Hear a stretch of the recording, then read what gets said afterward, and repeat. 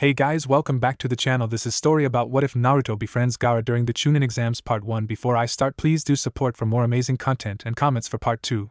Do consider to subscribe my channel and share my video to your friends and check out the description as well. Let's start the video. The young man stood nervously in the old man's office, sporadically clenching and unclenching his fists. Taking a deep breath, he glanced at the old man and cleared his throat. Hokage-sama, are you sure about this? They're just children. They haven't learned anything yet. There are a few exceptions for those who are part of an established clan, but they still haven't had any formal training. What if something happens? The old man sighed as he placed a pinch of tobacco slowly and methodically into a long, thin pipe. Iruka, you're acting as though I am planning to put them into the midst of a war zone. The Sand are our allies, and even if something were to happen, I'm making certain we'll have adequate protection for them. The man called Iruka sighed heavily. I don't know, the Sand's village is run differently than ours. I've been there several times. The people are much less well. I don't really know how to say it, but I know what you mean, Iruka, but that is part of the reason I wish for your new class to go there. It would do them well to see another shinobi village, the Sands especially, since it is so vastly different from our own. They need to understand such things. I suppose I'm just overreacting. The old man smiled slightly. You care about your students. That is admirable, and a quality much sought in instructors. It was part of the reason you received the position at such a young age as you did. However, do not allow yourself to be so worried for them that you end up harming yourself. Try to calm down, Iruka. If you are tense, you are likely to make mistakes, ones you will regret later. Have faith in yourself and your fellows. The students will not come to harm. Iruka forced himself to pull up a chair and sit down. As he began twiddling his thumbs, he snapped his arms down to his sides. So Hokage-sama, you said there were 2 reasons you want my new students to visit the Sands village. One, I take it, is for the learning experience. What is the other? The old man struck fire to the pipe, took a deep draw from it, and stood up, beginning to pace behind his desk. Well, Iruka, I not tell you this, but given your personal connection to young Naruto, I'm certain you will want to know, and I believe you deserve to. Naruto? Iruka asked, suddenly paying much more attention. What's this have to do with Naruto? This information is confidential, Iruka. I expect you to treat it gravely. Tell no one. The second reason I wish for your students to go with you to the Sand is due to Naruto. Iruka licked his lips nervously. The Kazekage has had a second son in the past few years. He has not disclosed this information to any but me, and only me because I am an ally.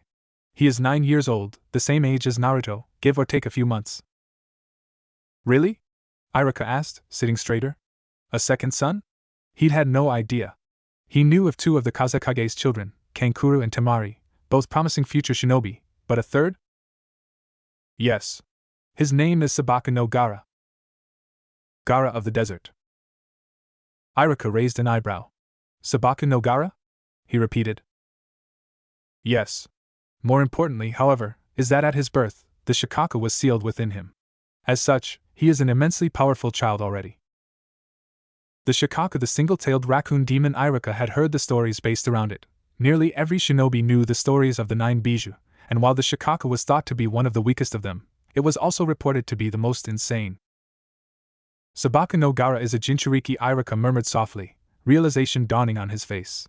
Just like Naruto. Precisely, the old man said with a nod. From what I have heard from Kazekage's reports, young Gaara has become extremely unstable. He faces the same disdain as our Naruto does. Everyone in the Sand knows he holds the Shikaku within him. But all Gaara knows in regard to why is that he has strange power. I believe that, based on this, it would be good for both Gaara and Naruto to meet each other. Though neither know they are a Jinchuriki, they nonetheless will understand each other. Iruka, too, understood now. He nodded, now fully in agreement with the plan. I get it now, he said. You're right. It will be good for Naruto to meet another like him. They will likely get along well, and when and if Naruto discovers that he holds the Kyuubi within him, he will have someone who understands. Yes, the old man agreed. So you agree that this plan should continue? Yes, Iruka said. I understand completely now. Good. Iruka stood, bowed deeply. Thank you for discussing this with me, Hokage-sama. Of course. You are dismissed, Iruka. If you would, inform your students of the trip to the Sands village tomorrow. We cannot force them to go, of course, but if you would make certain Naruto wishes to. Otherwise, it will be of little value. So Naruto is the main reason for this. Yes. I understand. Trust me, he's never been outside our village. He'll want to go. I'll tell them tomorrow and I'll make sure to get them excited about it. Better that they consider it a treat rather than an assignment. They will be easier to deal with. The old man nodded. Indeed. With a final nod, Irika turned and left the room, leaving the old man alone. Hopefully I won't end up regretting this, he murmured as he sat down at his desk again. This will either be a successful attempt at strengthening our alliance, or a disaster. It all depends on how Gaara reacts upon meeting Naruto. Let them befriend each other. A ring of smoke rose from the old man's pipe, floated above him for a second or two before vanishing into the air. He had calmed Irika, but he had done nothing to settle his own nerves. If this didn't work the way he hoped, it could ruin everything. There it is. That building right there. What's that? Glancing up from his sandaled feet, Naruto Shikamaru followed the pointing finger of his classmate, blonde-haired Uzumaki Naruto, and was face to face with the huge, obviously expensive compound. The elegantly sloping roofs and awnings looked like the waves of a paneled, clay ocean in the air. The white walls gleamed as if made of fine marble in the bright sunlight. That? Shikamaru muttered, raising a thin black eyebrow over one black eye. You had me skip class so you could ask me about a building? Why didn't you just ask one of the other villagers? Ask a neighbor or something. Why drag me such a long distance for such a troublesome question? Naruto pouted, crossing his arms over the spiral design on his black t-shirt. 'Cause all the villagers re stupid. I asked them. I asked a whole bunch of them. None of them wanted to tell me. So I figured, since you're so smart, you might know. Is it a secret or something? How come nobody'll tell me? It's no secret, Shikamaru said. That's the home of the Hyuga clan, one of the oldest families in Konoha. Naruto's eyebrows rose as he looked back at the compound. Hyuga? Sounds kinda familiar. Who are they? The Hyuga clan was one of the founding families of this village. The first members of the clan were a band of very successful mercenaries. It was partly because of their vast wealth that the first Hokage was able to establish the village. Naruto frowned thoughtfully. Yeah? Rich guys, huh? Yes. So what made these mercenaries so special? I heard of mercenaries before. None of the ones I ever heard of had enough money to make a whole village. The Hyuga retain a highly advanced bloodline limit, called the Byakugan. Bloodline limit? Naruto echoed. What's that? Shikamaru rolled his eyes. Don't you ever pay attention in class? Irika-sensei has gone over bloodline limits several times. It was on last week's test. I failed that thing. What are bloodline limits? Shikamaru sighed. You asked such troublesome questions. A bloodline limit is a special ability passed down by blood. No one knows how they started, but once one is established, every member of that family will have that same bloodline limit.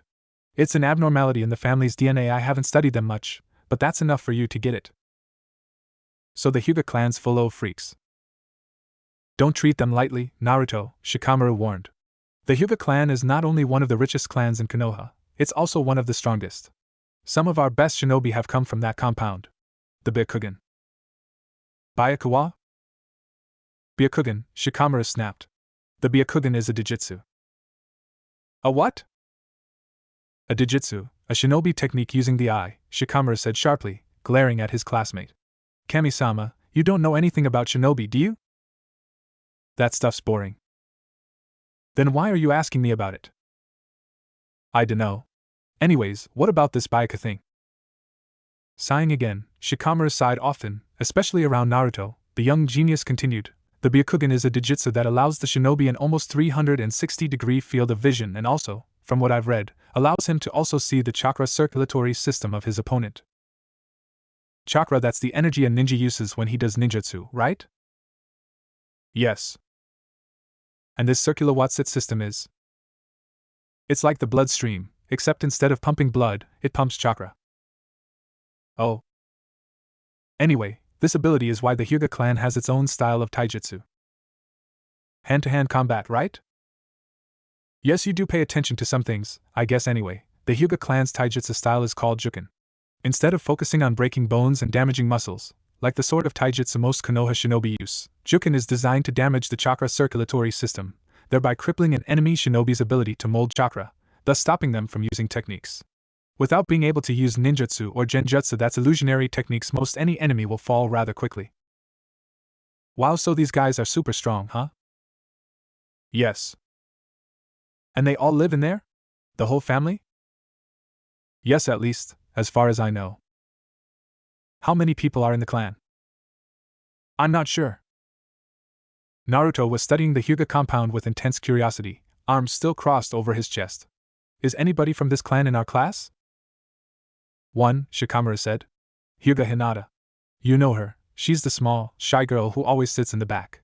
She has gray eyes with no pupils, or at least, you can't see them. That's the mark of a person with the Byakugan bloodline limit. Oh yeah, I think I know who you're talking about. I seen her sometimes when we're out doing physical training. She don't seem so strong. Maybe not yet, but neither are any of us. Well, there are rumors going around that Uchiha Sasuke can perform a fire jutsu, but I don't know that for sure.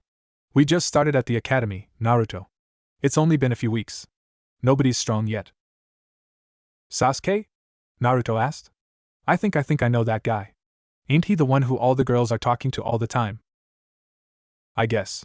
I don't really pay attention to that sort of thing, it's just troublesome. He knows ninjutsu already? I wonder if he'd teach me how to do it.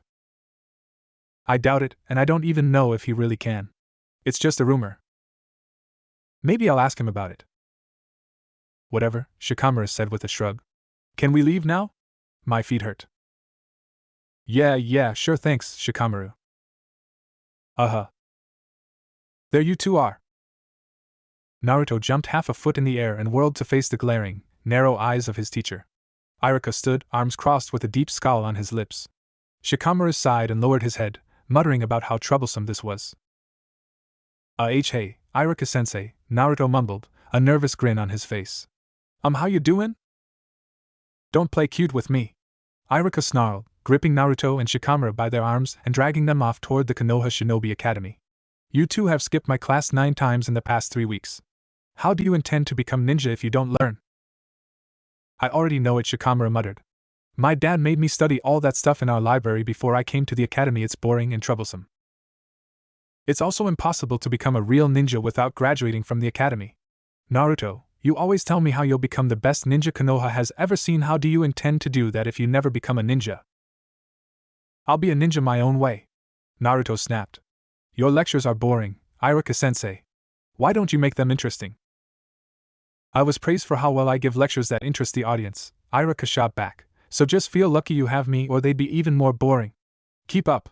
If you fall behind, it's your loss. I have a big announcement to make today, and if you miss it, you'll lose a big opportunity.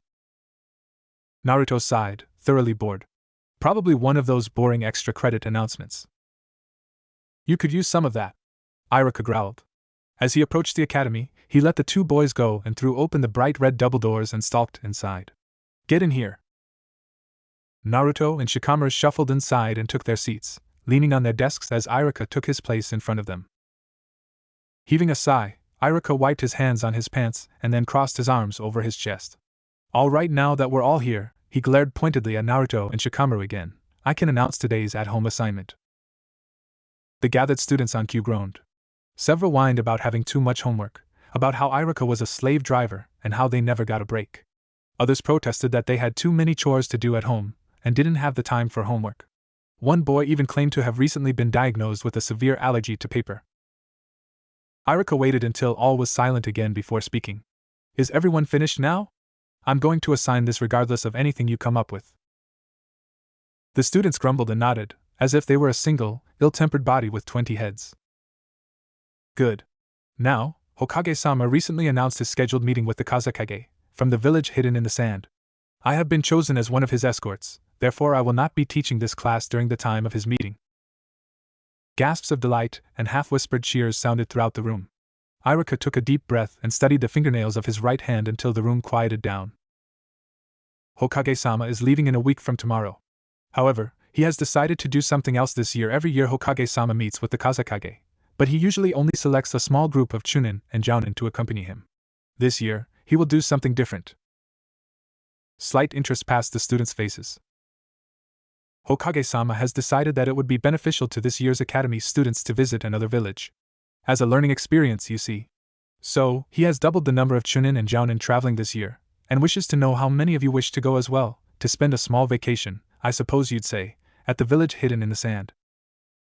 Will we have to take notes or something? One boy asked irritably.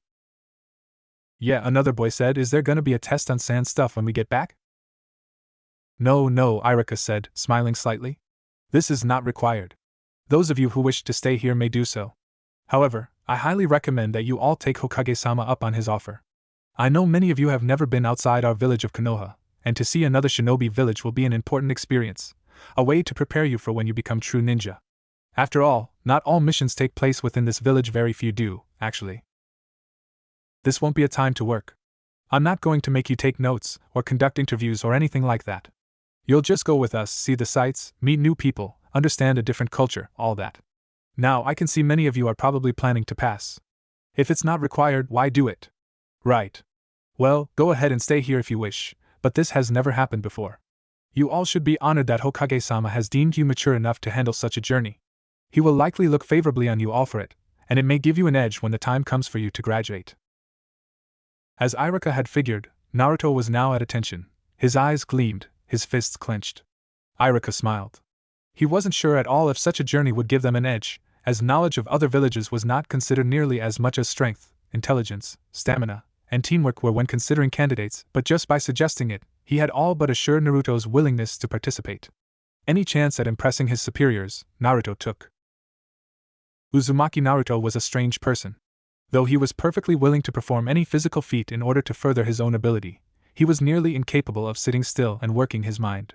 He often claimed he wished to become the best ninja ever and that he would do anything it took to do so, but he also barely ever paid attention in class. Irika had the feeling that Naruto, like so many other young people, had made the false assumption that being a ninja meant being physically strong, and that was all that mattered. This was the first time Irika had had Naruto's complete attention in over a week. The blonde-haired boy was practically standing. He was excited, as Irika had figured he would be. To go outside of the village, to go on a journey with the Hokage himself, to visit a place he had only ever heard of in lectures, it had Naruto completely enthralled. Irika smiled. Quite a few of the others had the same excitement on their faces. He had a feeling that hardly any of his 20 students would be staying home now that they realized they were special. Okay, now for your assignment, I want you to speak to your families about this journey and get their permission to go if you want to go, that is. Naruto, Sasuke, you obviously are exempt from this. If you wish to go, you may go. Both boys nodded. All right then. Class is dismissed. Naruto, Shikamaru, I'd like to have a word with you both. Naruto's excitement was gone in an instant, replaced by complete disappointment. He stared at the floor as he dragged himself forward, hands stuffed into the pockets of his orange pants. Shikamaru had that same bored expression he always had. Now Irika began once the other students had left. Which one of you would like to explain to me why you skipped my class today? He tapped his foot as he waited for an answer, mostly for effect.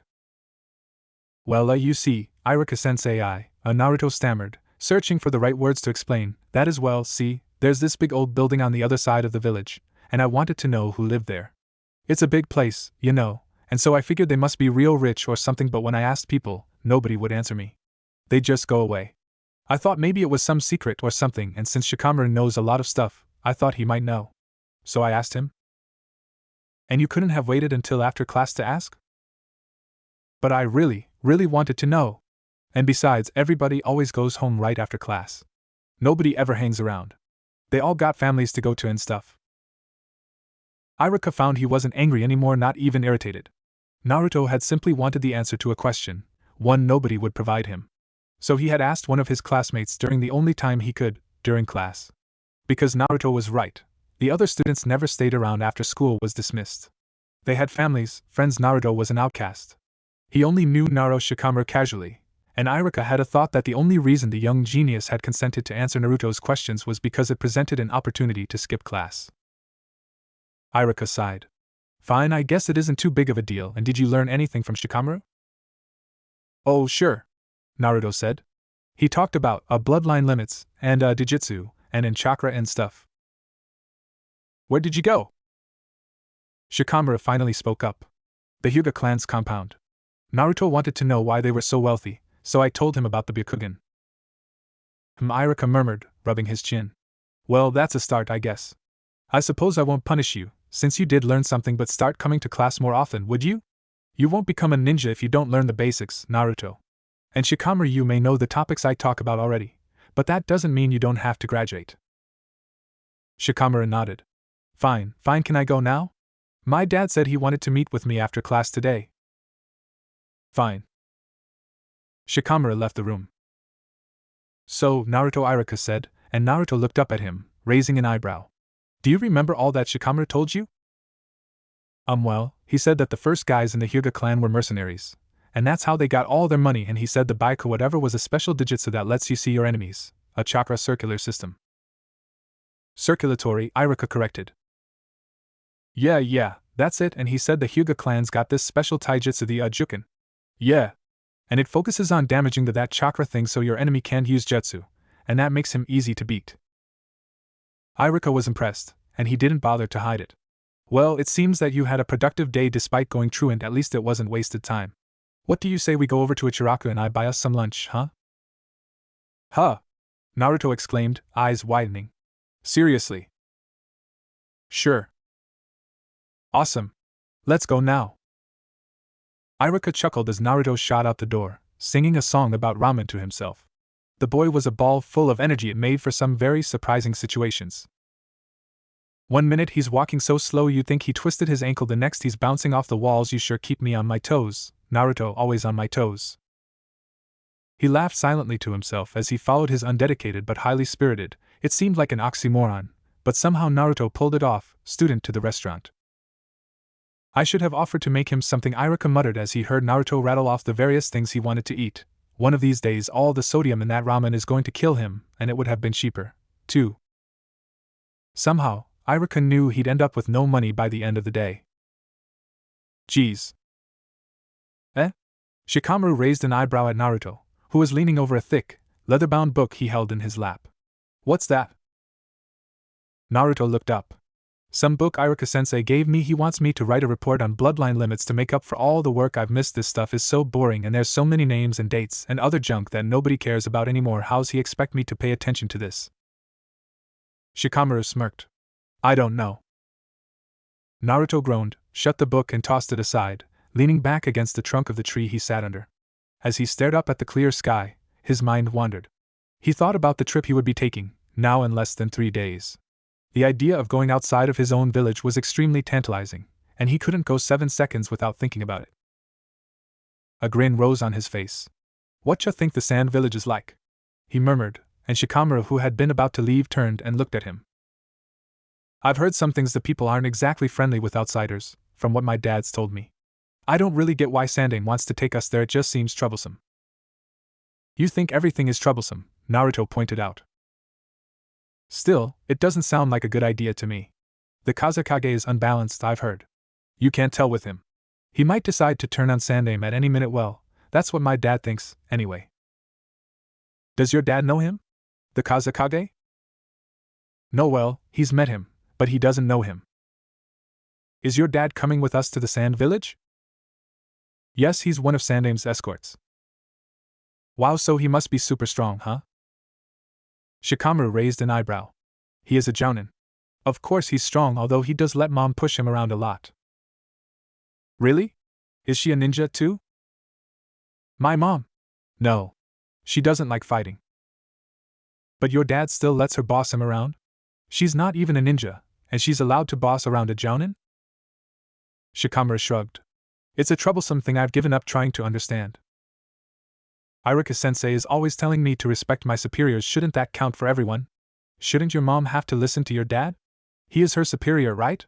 He's an elite ninja. Shikamaru shrugged again. I don't know. Naruto frowned pensively, rubbing his chin as he mulled this over. It made no sense. The jounin were the pride of Konoha, the best of the best, and to let a civilian. Af.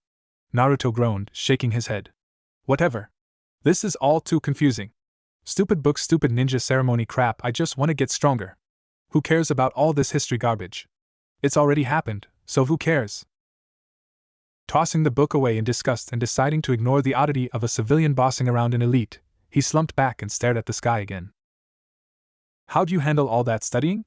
He asked. When no answer came, he looked where Shikamaru had been standing to find him gone. Nowhere to be found. Vanished. Naruto sighed. It had happened again. The first chance to skip out had presented itself, and Nara Shikamaru, like so many others, had taken it. Nobody ever hung around for any longer than was polite. Nobody stayed and talked to him for the fun of it. They never wanted to, they just did it because their parents had taught them politeness. It had all happened before. Who cared? Nobody. Uzumaki Naruto was alone again. And he should have been used to it by now. It shouldn't have hurt anymore for how often it had happened, for how often he spent his time by himself. It shouldn't have hurt. But it did. No matter how many times it happened, looking up at who he thought had been listening to him only to find no one there always hurt. Naruto? How's that report coming? The boy said nothing as he slurped his ramen. Iruka sighed. Naruto had seemed particularly sullen when Iruka had found the boy strolling aimlessly about the village with his hands stuffed in his pockets, so Iruka had, despite knowing he really couldn't afford it, offered to buy him lunch. As usual, Naruto had wanted ramen. Okay, Naruto muttered. But it's so boring. Well, if you actually had done the work I assigned, you wouldn't have to do this. I'm giving you a break here. I'm being extremely nice. One report and the slate is wiped clean. You said you were interested in the subject, the Byakugan specifically. You even have a classmate with the Byakugan ability. You should speak to Hinata about it. She could probably help you along. If you find the books I lent you so boring, there's an alternative. Yeah, Naruto said, stirring his ramen with his chopsticks. Maybe. His voice trailed off and his head turned. Iruka glanced at the boy to find his wide blue eyes riveted on something. Considering that the something in question wasn't his ramen, it was quite a noteworthy event. Iruka followed his student's gaze and found he was looking at two of his classmates, Yamanaka Ino and Harino Sakura. The two girls noticed them, and Iruka raised a hand. Hello, Ino Sakura, he said with a pleasant smile. Hi, Iruka-sensei, they said in return, smiling themselves. They didn't bother greeting Naruto, but the blonde boy was too enthralled with them to make any note of it. When the two were gone, Iruka turned back to Naruto and asked, So someone has a crush, does he? Huh. Naruto snapped his attention back to his instructor, face going bright red. No. I don't have a crush on nobody. Iruka smirked as he slurped up a bite of his lunch. Sure, Naruto, sure. No crush at all. Hey. Shut up, Iruka-sensei. I don't. Is it Ino? She's pretty popular. No. Oh, Sakura then? She's a nice girl. I can understand why you'd have a crush on her. Naruto glared at Iruka heatedly. I do not have a crush on Sakura-chan. Oh, Sakura-chan, is it? Oh, I'm sorry, Naruto, I didn't realize you were so intimate with her. Shut up. Iruka laughed. Come now, Naruto, all in fun. I'm sorry to upset you. It's nothing to be ashamed of, and you know I won't tell anyone. No problem if you like a girl. The fire in Naruto's eyes dimmed. Alright, I like Sakura. Iruka smiled. Have you tried to talk to her? What? Are you kidding? What would I say? She wouldn't wanna, I mean. How do you know unless you try? Oh, what do you know, Iruka-sensei? Chuckling, Iruka ate more ramen and glanced around. Oh, I know more than you think, Naruto. But it sounds like you're not too interested in this line of conversation, so what say we change it? Naruto smiled, relieved. Yeah, Iruka-sensei, have you ever been to the Sand Village? A few times, yes. Shikamaru says the people are mean there. Is that true? Well, not mean, really just isolated. The people of the Sand don't get along very well with people from other villages. From what I know of their culture, they consider shinobi from the other hidden villages weak. But Leaf Nin aren't weak. Where do they get off calling us weak? Now, Iruka said soothingly, knowing that if he let Naruto go any further he would end up ranting at the top of his lungs for over an hour. Iruka had been subjected to quite a few of Naruto's feverishly angry monologues and knew that nothing not nailed down was safe from the wrath of Uzumaki. Naruto would likely end up throwing his bowl at the ground and stomping on it, pretending it was a Sand Nin's head. I know we aren't weak, Iruka continued. But several villages carry the same opinion about their shinobi. Many of our own do. Have you ever heard Yoshinanaki talk about Konoha's ninja? He can argue for days about why we're better than any other corps of shinobi in history. I guess. So you've been there though? What's it look like? Sand everywhere. I haven't been there in quite a while. Most likely things have changed. You'll be there to see it for yourself in a few days. Just wait and surprise yourself, huh? Sure. I guess so. Iruka sighed as he stirred his ramen, which was now just a bowl of broth, and wondered about what he'd been told in the Hokage's private chambers.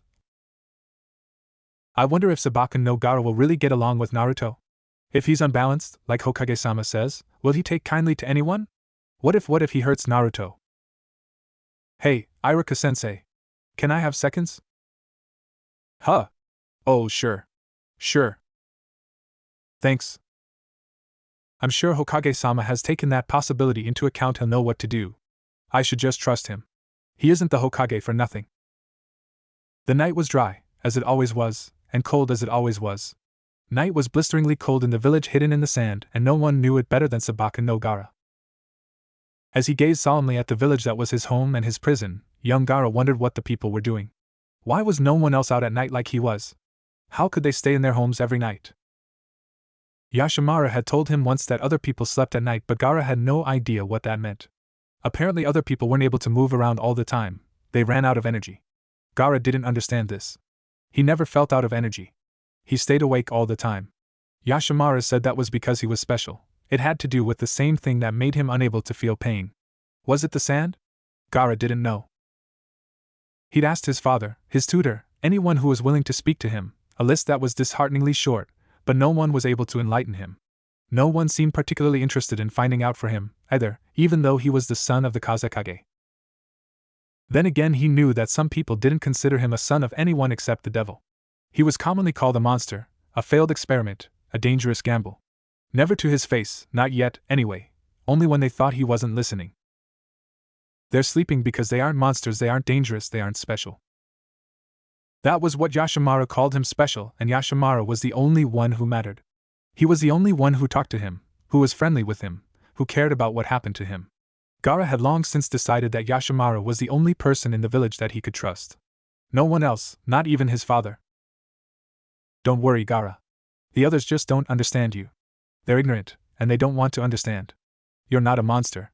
You're not dangerous. You're just a little boy. A very special little boy. But the other villagers don't see that. They're scared of you because you're different. But being different isn't bad. You're not bad, are you, Gaara? No, of course not. He had ruffled Gaara's hair then, a smile on his face, and Gaara had felt comfort. He wasn't sure if he understood love all that well, but he thought he loved Yashimaru. He was nice. And that was something he couldn't say about anyone else he'd ever met. Not his father, not the guards, not the other children, not anyone. Just Yashimaru. He was nice.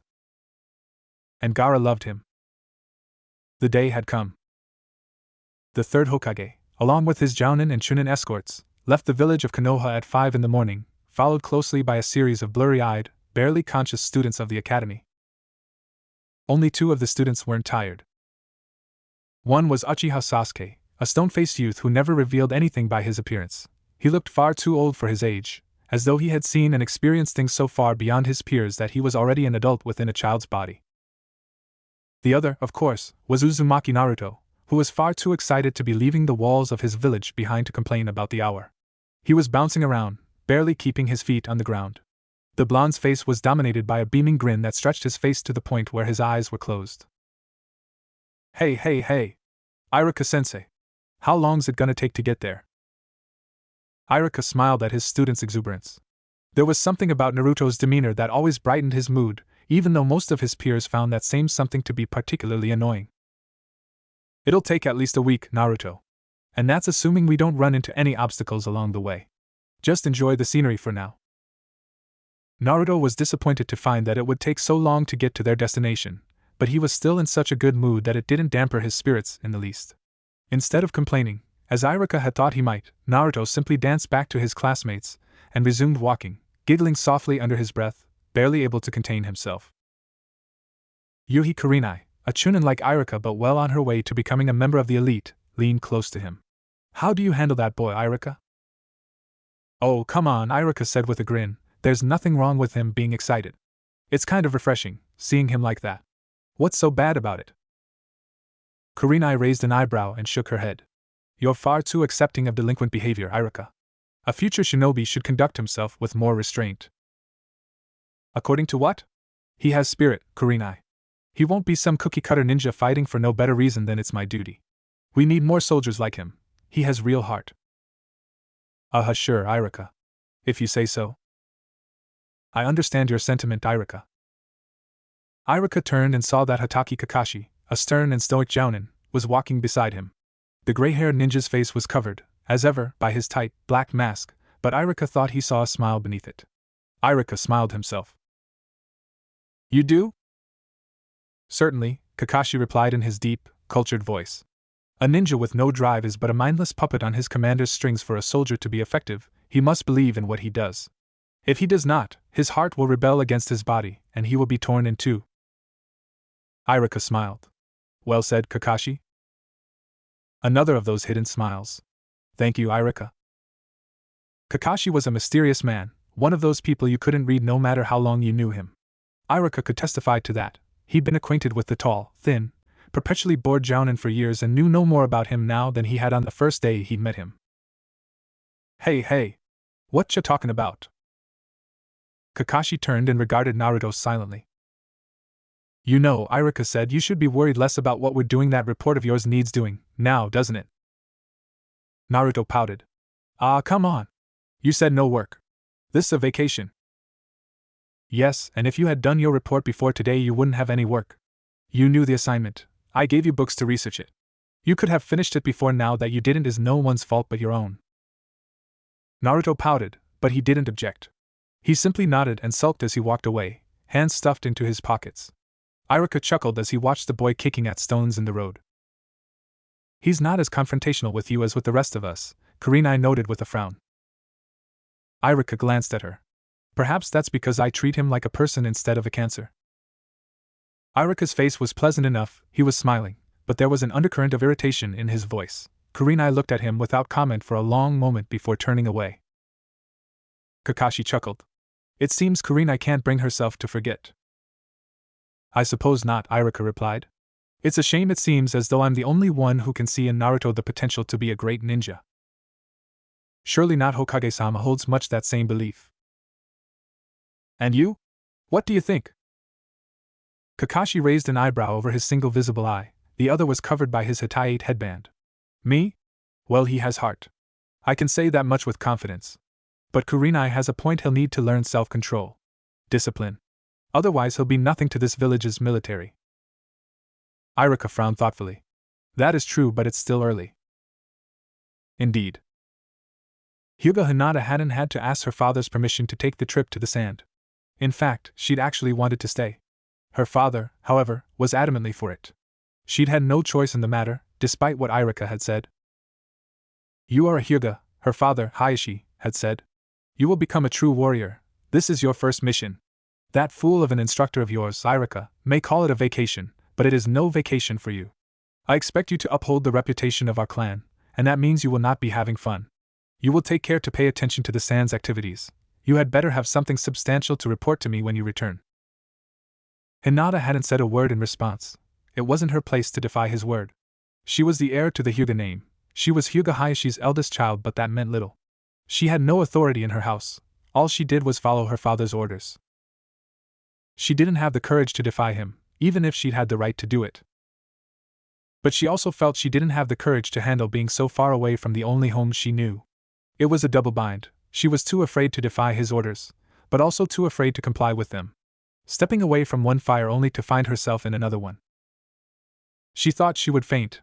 Her head already felt hazy and her vision was beginning to blur. It didn't help any that she hadn't been able to get to sleep the night before until 2 in the morning. So not only was she frightened out of her wits, but she was also exhausted. Then she looked up and saw him. He was chipper this morning, more so than he was most mornings. His eyes were bright, a smile resting easy on his lips. He was looking around seemingly at everything. Unlike her, he seemed intoxicated by the new scenery, and was positively glowing with excitement. Everything that frightened her, he gasped at with surprised delight, pointing it out to whoever happened to be next to him. Hinata admired Uzumaki Naruto. In this, she was isolated from her peers and her elders. She was the only person in the entirety of Konoha who looked upon the blonde's antics with awe rather than disdain. She didn't think him a nuisance. She didn't see him as annoying. He was brave. Hinata knew he was an orphan. He had no parents, and was probably the only 9-year-old in the country who lived on his own.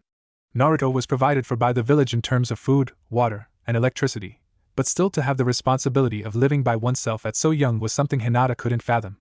There were a lot of things about Naruto she couldn't fathom. She wished she had his confidence. He was so easygoing, so determined, so Naruto. There wasn't a way to describe what he was in Hinata's light gray eyes, none that she had been able to verbalize. He was just Naruto, and she admired him.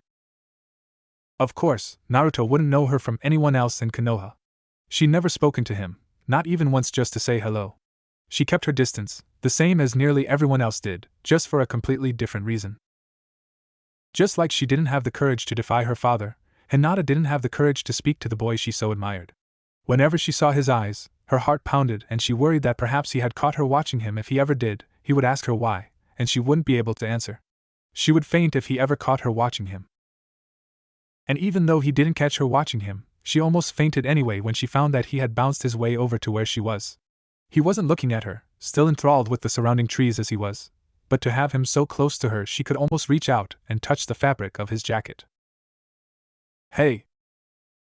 She jumped, eyes widening so far that they might have fallen from their sockets, and nervously turned her face to him. Yes, there was no mistake, he was looking at her. The exclamation had been directed at her. Her face burned as a deep, furious blush overtook her. Why, yes. She finally managed to stammer. You're Hinata, right? Hyuga Hinata? Her tongue was suddenly too thick to move, and she barely managed to nod. Cool. See, cuz Irika-sensei says I gotta do some dumb old report on bloodline limits, and I heard you got one right? Oh, what's it called? Shikamaru told me I'm Saskatchewan? No, that's not it, it was be something Biba but. Byakugan, Hinata murmured. Yeah, Naruto said in a voice so loud it made her flinch. That's it. Byakugan. Well, anyways, I gotta get this stupid thing done so Irika-sensei will leave me alone. I figure you know more about bloodline limits than any old book, seeing's how you got one. She was so sure that he noticed her blushing he had to see it, didn't he? It had to be so obvious. But he didn't say anything about it. He didn't even raise an eyebrow at it. In her idealized thoughts, this was because he was being polite. In reality, he really didn't notice how uncomfortable he was making the young Hyuga. So, you think you could tell me about the Byakugan? Oh, sure. I'll tell you what I know. Naruto grinned and tugged at his pack, bringing it around to his side and pulling out a notebook and a pencil. Irika-sensei says I gotta have notes and stuff, too. So, what do you know? Her blush only intensified with his eyes on her like they were. She could feel his gaze on her skin, as if it were a physical thing, and it took her a long moment to gather her thoughts enough to form a reply. Well, the Byakugan is a Jujutsu, you know what that is, don't you? Yeah. Shikamaru told me about them. It's a jutsu you do with your eye, right? He pointed at his own eye for emphasis. I wonder if anybody can, like shoot lasers or something. That'd be so cool, just blink and zap. Yeah. Hinata actually managed a smile. Well, the Byakugan can't do that, but it lets you have a view of everything around you, even behind you. Naruto grinned. Old man Hokage's always saying he's got eyes in the back of his head, so I shouldn't do anything, but you guys really do, huh? Sort of. Yeah, kind of. And another thing, the Byakugan lets you see through things like walls and doors, even people's skin. Whoa, X-ray vision. Awesome. Hey, bet you don't get to play pin the tail on the donkey, huh? You could just see through the blindfold. Naruto laughed at his joke, and Hinata chuckled nervously. She noticed a few of her classmates turned to look at Naruto with annoyed expressions on their faces. She didn't understand why they found him so annoying. It was funny in a way. Why was laughing annoying? She liked his laugh. It was loud and clear. He didn't worry about other people staring at him when he laughed. When Naruto thought something was funny, he never just chuckled. He laughed out loud. He threw his head back and howled. No discreetness in Naruto. She admired that. When his laughter subsided, Naruto scratched his head. So, anyways, hey, you said you could see through skin. That how you can see the, chakra circle whatever? Chakra circulatory system? Yeah. That thing. Yes. What's it look like? Well, I can't use it yet. My father says I should be able to, but I can't. I try, but. Oh well, that's no biggie. Just keep on trying. That's what I do when I can't do something. I keep trying till I can. I know, I've seen you. Something about those words, hearing those simple words from the boy she admired, made Hinata feel more confident, nearly able to face the days ahead. Not quite, but almost. There was just something about his steadfast faith in himself that made her think that maybe, just maybe, she could be strong like him. She wished she could tell him this. But she couldn't. Gara-sama. Gara-sama, are you in here? The small, red-haired boy turned and looked over at Yashimaru, who was looking at him through the doorway of his bedroom. Yashimaru? The young man smiled as he opened the door and stepped inside. Ah, good. I'm glad to see you here, Gara-sama. Standing out there in the night all the time isn't good for you. Yashimaru ran a hand through his short blonde hair. He reached into a pocket of his pants and withdrew a small stuffed bear. You must have dropped this, Gara-sama. I found it outside yesterday. He smiled as he handed Gara the toy. You should take care to keep an eye on your belongings, Gara-sama. Gara held the bear close, rubbing his cheek against the soft material. I lost her. It's fine, Gara-sama. I found it for you. Just be careful from now on, okay? Gara nodded against the bear's fur. Yes, I'll be careful. He had dropped the bear while running from some of the villagers. They were older folk, 2 decades older than Gara himself, and had been red-faced drunk. They were slurring their words, stumbling over themselves, and they had been chasing him. No sober person would chase him. No person in their right mind would chase him. Gara hugged the bear tighter. Sabaku says she's glad you found her, he murmured softly. Sabaku? Yashimaru repeated. Is that your bear's name? Gara nodded. Just like me. Yashimaru smiled. I see. Well, Sabaku, you're very welcome. Gara smiled too. After a moment of silence, Yashimaru slipped his hands into his pockets. Gara-sama, there will be some people from the Leaf coming soon. The Hokage needs to meet with Kazekage-sama. He's bringing some others with him. Gara looked up. There's someone coming from the Leaf that the Hokage thinks you should meet, Gara-sama. He doesn't say why, but he thinks it will be good for you. Confused, Gara stared at his caretaker. Me? Why would someone want to meet me? This person will hate me, and run just like everyone else. The boy buried his face in the bear's fur. No, Gara-sama, Yashimaru said. I have heard about the boy who's coming to meet you. He will not hate you. He will not run. This boy is not like everyone else. I don't believe that, Gara said, voice muffled. Everyone hates me. Everyone runs. I've seen them. I've seen everyone. I don't hate you, Gara-sama. I don't run. Yashimaru is special. A smile on his face, Yashimaru said, so is this boy. Trust me, Gara-sama, you'll want to meet him. It will be good for you. No one is special like Yashimaru. Gara was now speaking to the bear. He turned around and walked toward the window that dominated the west wall of his room. Everyone else runs, they hate me, they call me monster, you've heard them. Only Yashimaru doesn't. Yashimaru calls me special. The blonde-haired man sighed. Gara did this whenever he felt uncomfortable with a situation. He slipped into himself, ignoring anyone else around him. He seemed to be talking to the bear he called Sabaku, but he would have talked like this even if he hadn't had an audience. He talked to himself often. There was no one else to talk to. With another sigh, Yashimaru turned on his heel and opened the door. As he slipped out of the room, he said, the boy should be here in a week or so, Gara-sama. Gara said nothing in response.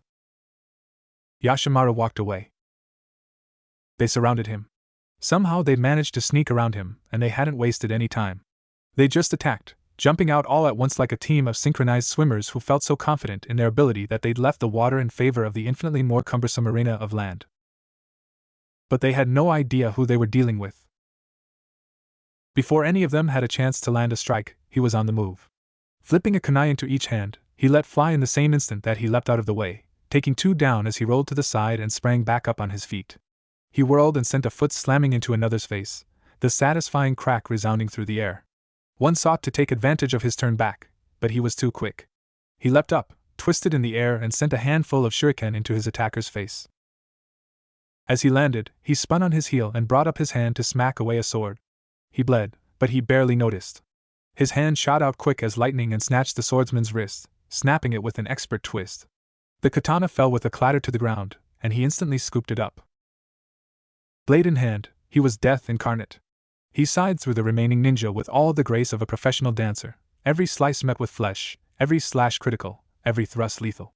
He whirled about his enemies like a steel whirlwind, a blood-stained tornado, sword singing its chorus of victory throughout the night, sounding brighter and holier to his ears than heaven's choir.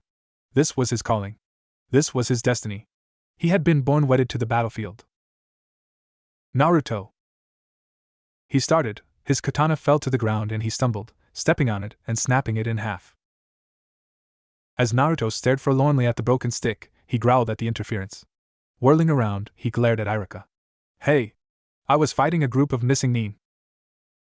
The young Chunin chuckled as he rubbed at the scar running across the bridge of his nose. I'm sure you were, Naruto, but dinner's ready, and if you don't eat now, the others will take your share. Come on! Stuffing his hands into the pockets of his jacket, Naruto kicked at the dirt as he walked over to his instructor. I was doing good, too. That was an important mission. You guys could have died if not for me. You should thank me by giving me more food.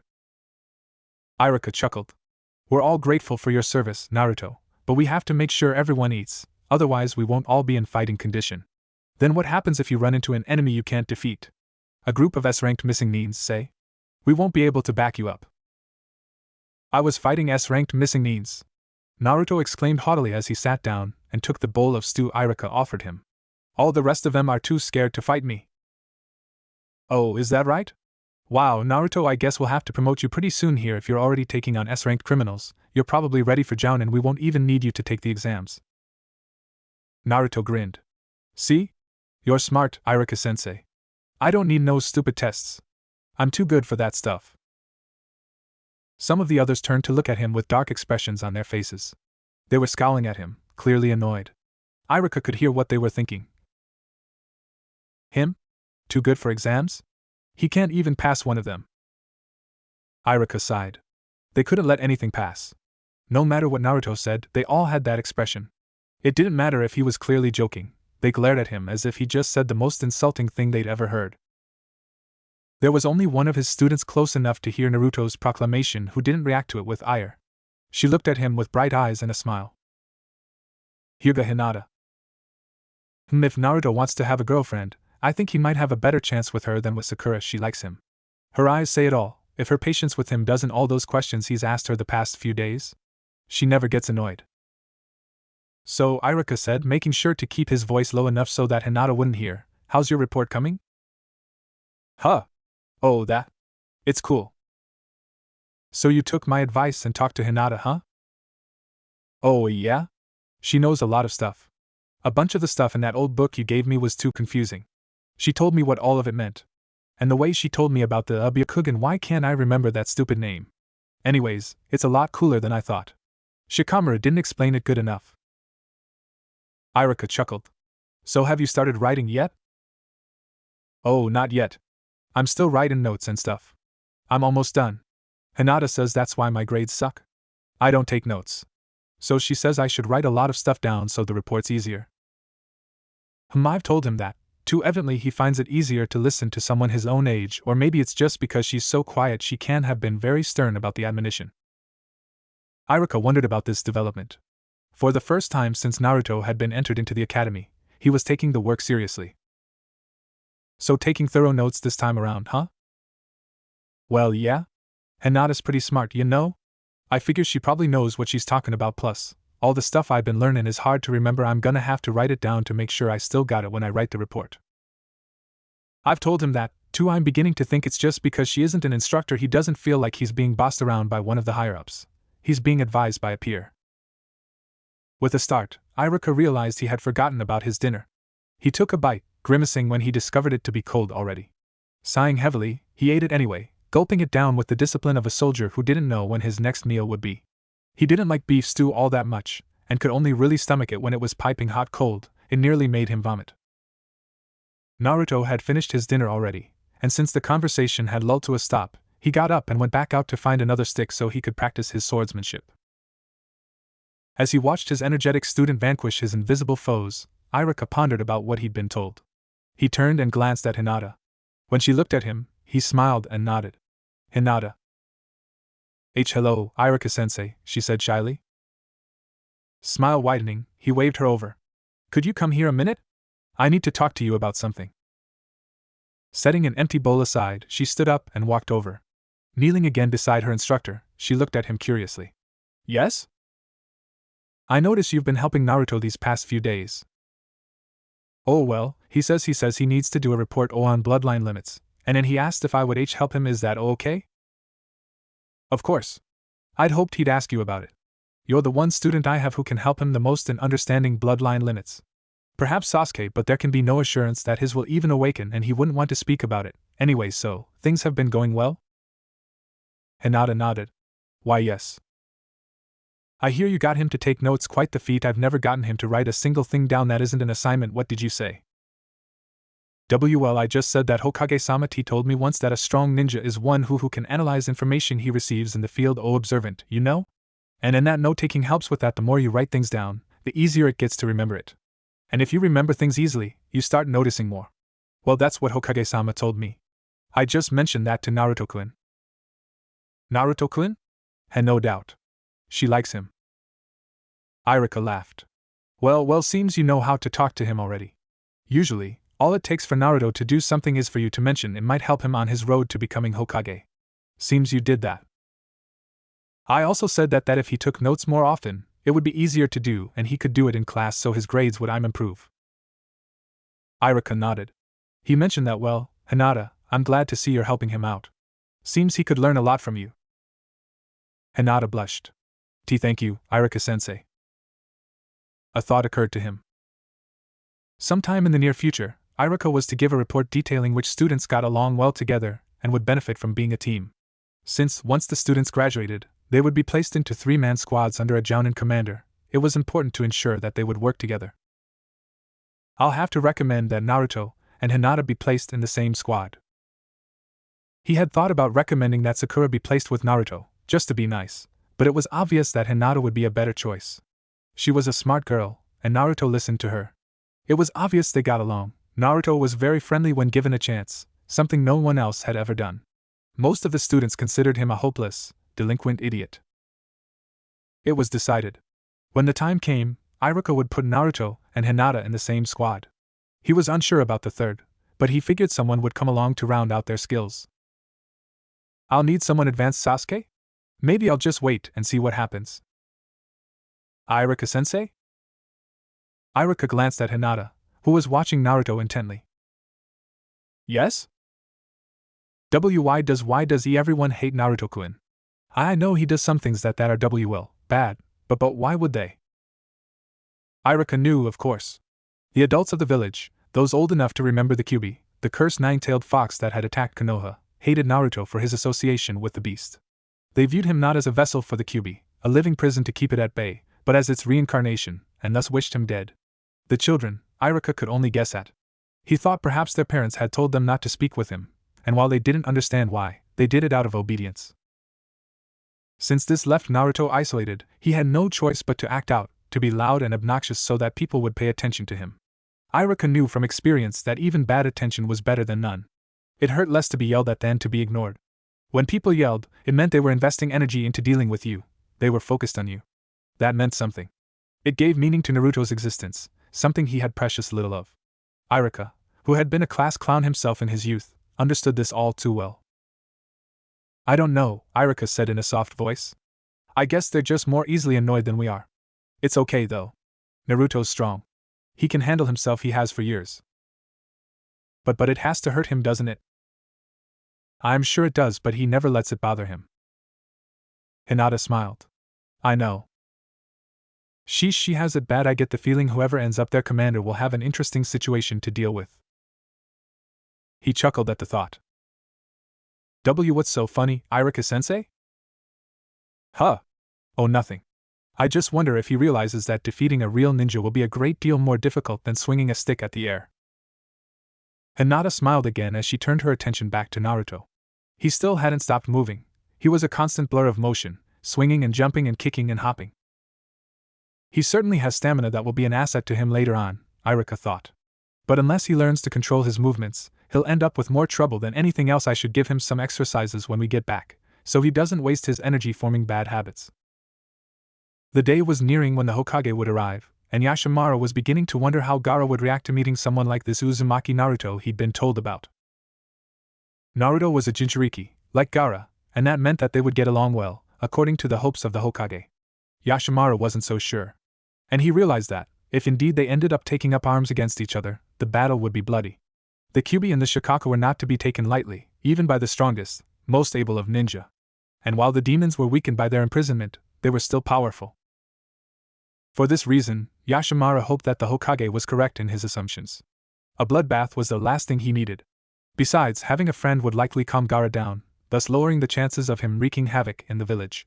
There had already been a couple of instances in which the red-haired child had hurt one of his peers. Yashamara chuckled when he realized the irony of the term. None had yet been serious, but they had happened, so the chance was there. At the moment, Gaara was staring out his window. He did this often, gazing forlornly out at the rest of the village, idly stroking the head of the stuffed bear he called Sabaku. The dark rings around his bright green eyes struck out particularly strong this day. Some people hypothesized that these rings had to do with the fact that Gaara could not sleep, but Yashamara didn't think that was the case. If it were, why did not the rest of Gaara's body suffer? Why just his eyes? No, Yashamara thought it was the mark of the Shikaku, the great raccoon. A few of his fellows shared this thought, but the theory wasn't very important to Yashamara and so he hadn't bothered to look into it, nor had he asked anyone else about it. Gaara-sama. The boy turned those piercing, ringed eyes to him. Huh! The Leafnin sent a scout ahead to inform us that the Hokage will be here soon. Are you ready to meet Uzumaki Naruto? Gaara frowned, turning back to the window. I don't want to meet anyone, he'll just run away. Yashamara sighed. For all his attempts, he had not been able to convince Gaara that Naruto wouldn't run. There were any number of reactions the other boy might have, but he would not run. Yashamara had been told much about the holder of the Kyuubi. He was confident in the extreme. Running was not in his nature. It would be rude not at least to try talking to him, Gaara-sama. I don't care, it's rude to run away. He won't run away, Gaara-sama. I swear it. Don't you trust me? He will. There was no getting through to him. He refused to listen. Yashamara decided that the only person who could talk to him now would be Uzumaki Naruto himself. Only when they met and Naruto didn't run would Gaara accept the truth, and even then he would likely be suspicious. Yashamara sighed and ran a hand through his hair. Well, we'll see. He will be here in a couple of days. You'll see then. Naruto is different. Still, Gaara's doubts were making Yashamara second-guess it himself. The thought that Naruto would run away, while undeniably unlikely, dominated his mind. What if he did? He'd been assured it wouldn't happen, but what if it did? Then what would happen? Yashamara knew what would happen. Gaara would sink even deeper into himself, and would be even less inclined to hold back when next he decided to attack someone. If Naruto turned his back on Gaara, the next time the Shikaku's sand was released it would be stained with blood. Yashamara prayed that wouldn't happen. Whoa, this is the Sand's village? Naruto happened to have been next to the Hokage when he said that, and the old man chuckled as he stroked his beard. Yes, Naruto, the village hidden in the sand. Impressive, isn't it? Naruto nodded emphatically. Iruka-sensei was right, there is sand everywhere. Sandaime, as he was called by the majority of the population of Konoha, looked around. Yes, quite true. Just as our village is surrounded by forests. Naruto's sandals crunched on the stone path as he walked. The homes were all uniform in design, squat, square dwellings with red roofs and walls the same color as the sand that dominated the rest of the scenery, making them blend in to the point where, if you squinted your eyes, it looked as though the roofs were floating in midair. The only thing Naruto could see that was green were the cacti in front of each house, spiked, silent, green-clad security guards keeping watch over the streets. Other than that, Naruto could see no plant life anywhere. For a boy who had spent all of his life in a thriving forest, such a sight was daunting. Sandaime stopped Naruto with a hand to his shoulder, then turned and regarded the rest of his company. He surveyed the students. Each of you will be placed in groups. 3 groups of 6 and 1 group of 7. One of my escorts will be placed at the head of each group, and will provide you with a tour of this village. Pay attention to what you see, ask questions, but be sure to stay in your group. Do you understand? They all nodded. Fine. Now split up into groups. Remember, 3 groups of 6 and 1 group of 7. The students did so quickly and silently, probably because they were tired of walking and in no mood to talk. Only Naruto and Uchiha Sasuke showed no signs of fatigue. Very good. Kakashi, Kurenai, Mizuki, and Asuma. Each of you take a group. Your first task will be to find a place to rest. The students look ready to fall asleep on their feet. Iruka, you come with me. The rest of you are free to go where you wish for the time being. Be ready for when I need you. Sir! The Chunin and Jounin called out as one. As the others all left for various destinations, Naruto looked curiously up at Sandaime. What about me? He asked. You, Naruto, will come with me and Irika. There is someone we would like you to meet. Naruto raised an eyebrow. Really? Who? The Kazekage's youngest son. His name is Sabaku no Gaara. This is part of the reason I allowed you to come with me for this meeting, the Kazekage, and I believe it would be beneficial to both of you. How come? Irika smiled. Let's just say he deals with the same problems that you do, Naruto. He was confused by this more than anything, but Naruto shrugged and followed his instructor. As he walked, Naruto noticed that the houses were all the same. Everywhere he looked. The sand-colored box topped in red motif was as consistent as the sand that filled his lungs whenever he breathed too deeply. So if this Gaara guy is the Kazekage's son, Naruto murmured, then is he powerful? Sandaime chuckled. Very, he said. The power in his blood is quite remarkable. Ah, cool. Someone strong. All right. Irika laughed nervously. Yes, well, don't go sparring with him right off. You'll likely end up losing quite a few teeth. Naruto waved off his instructor's concern. Yeah, I know. Still, Sandaime said, it is highly possible that you will learn something from young Gaara. He has been tutored in the shinobi arts for quite some time. Naruto grinned, rubbing his hands together. Oh, I think I like this guy already, let's go. Sandaime and Irika chuckled. Ah, Hokage, so nice to see you again. Something about the Kazekage's voice made Naruto think he wasn't telling the truth. He sounded irritated. He sounded as if he had no time for the Hokage and was incensed that he had dared encroach on his territory to waste his time. Kazekage, Sandaime replied, crossing his arms and smiling pleasantly. You're looking well. Naruto didn't think he looked all that well.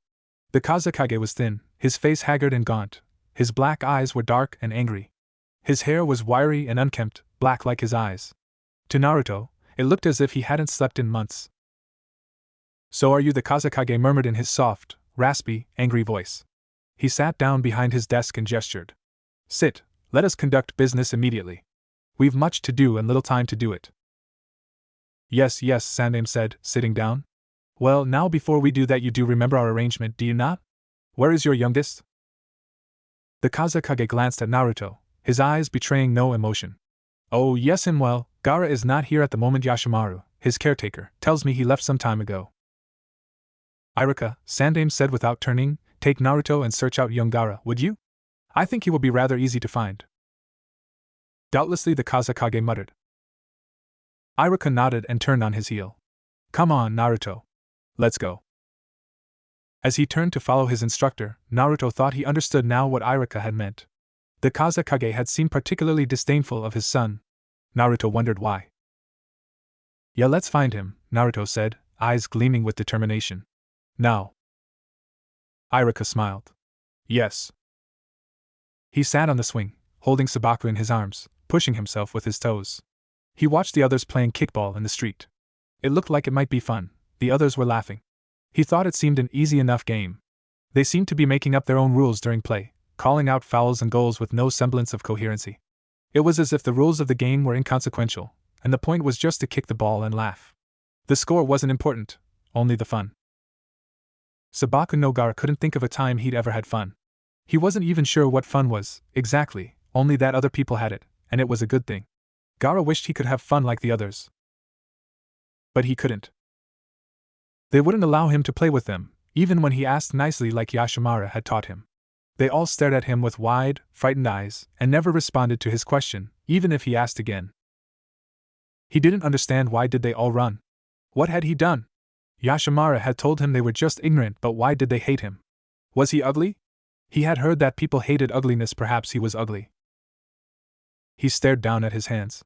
He did not think they were ugly hands, but maybe they were. How would he know? He only knew what his tutors taught him, they did not teach him what ugliness was. He continued to watch the game. One of them made a kick toward what Gaara thought was the goal.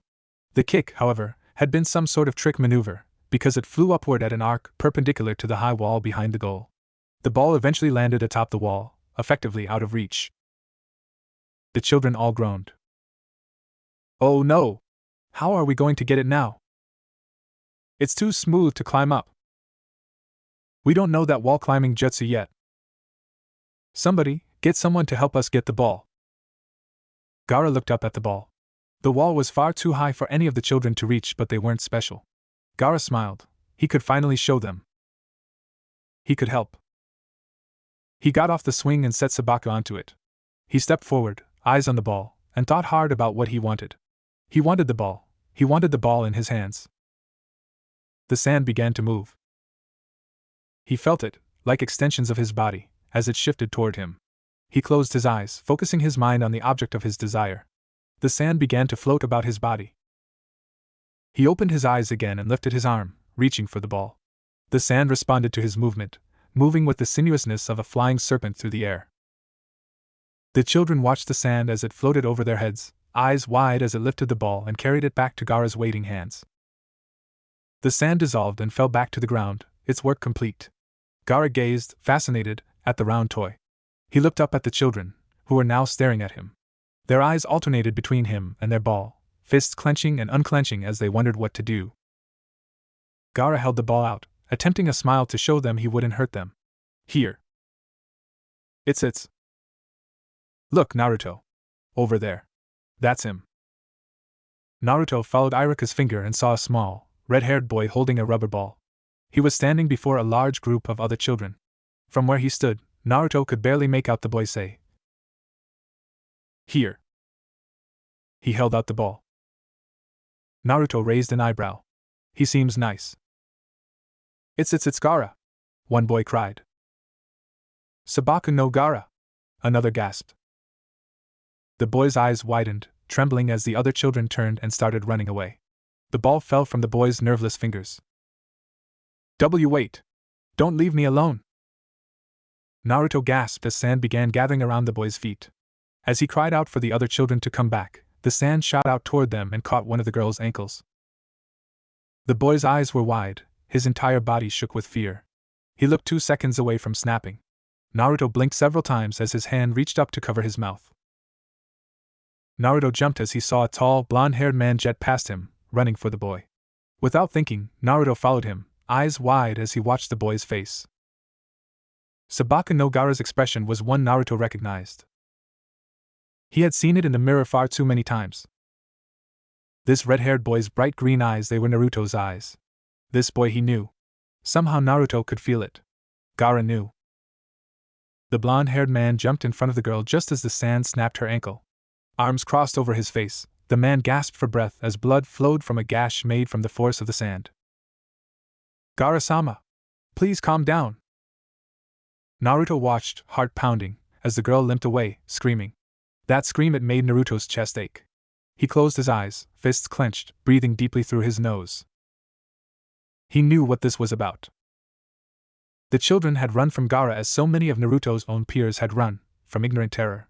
It was more often that the children of Konoha simply ignored him, but every once in a while he would come across someone whose parents had called him a monster, and they would run from him. That scream would leave their lips.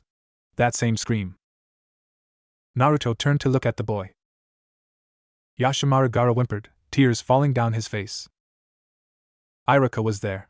What happened? They ran again, Gaara said in a voice barely higher than a whisper. They always run, always. Gaara-sama, the man called Yashimaru murmured.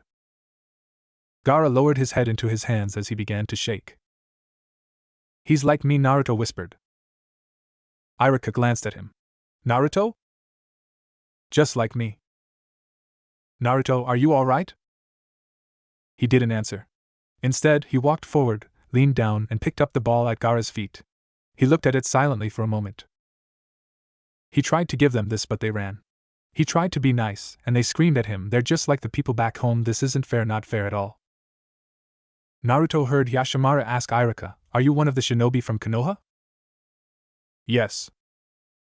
And that is? Yes. I thought so.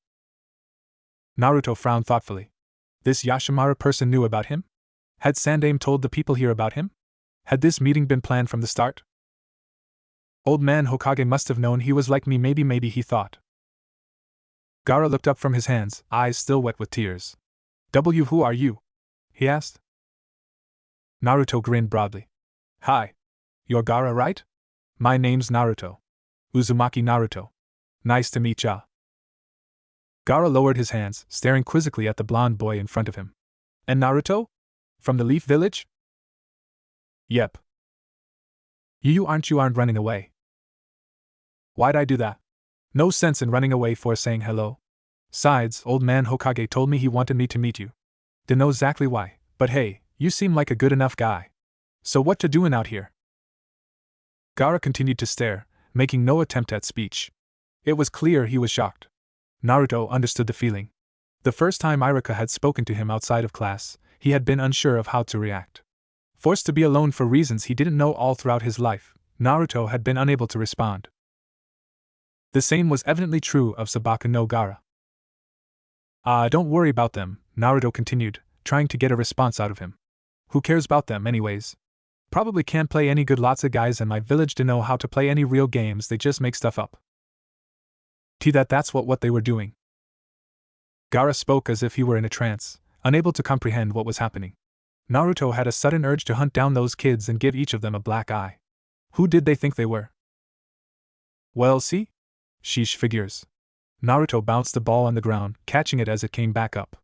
You know any games, Gaara? Any real games? And no, not really. Too bad.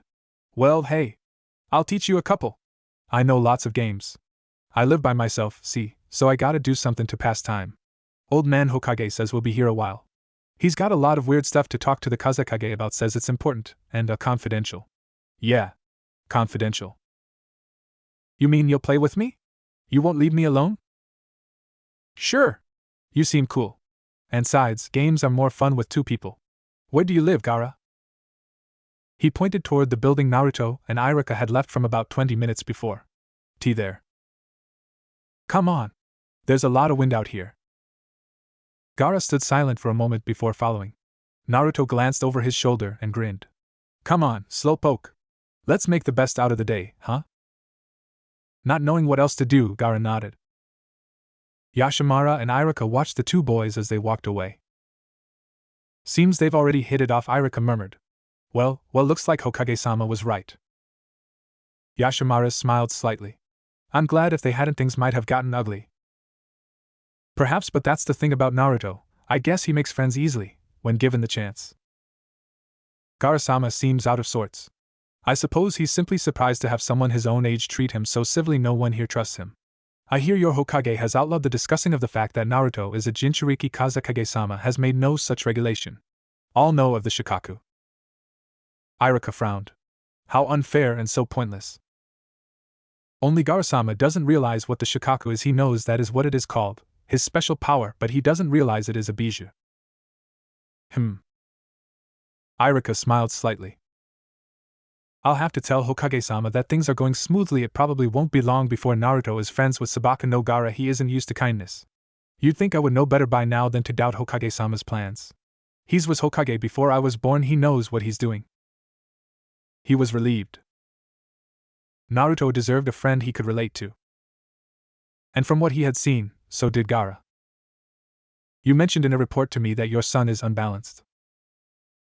Iruka stood with his hands behind his back, knees locked, eyes straight ahead, trying his best not to show his total disdain for the Kazekage. The man was bitter, uncaring, ignorant, and altogether an unfit leader in his opinion. It was because of this man that the Sand was a hostile village. As far as Iruka was concerned, the reason Sabaka no Gaara was unbalanced was solely because of his father. Yes, the Kazekage said slowly in response. It has become clear to me that Gaara is unfit to handle the Shikaku. He is a threat to my people. You don't care about your people, Iruka thought savagely, having to bite the inside of his lip to keep from glaring at the man. He might not have been Iruka's commander, but he was still a Kage, and that awarded him a certain amount of respect. Or at least, it would not be a good idea to fall out of one's favor.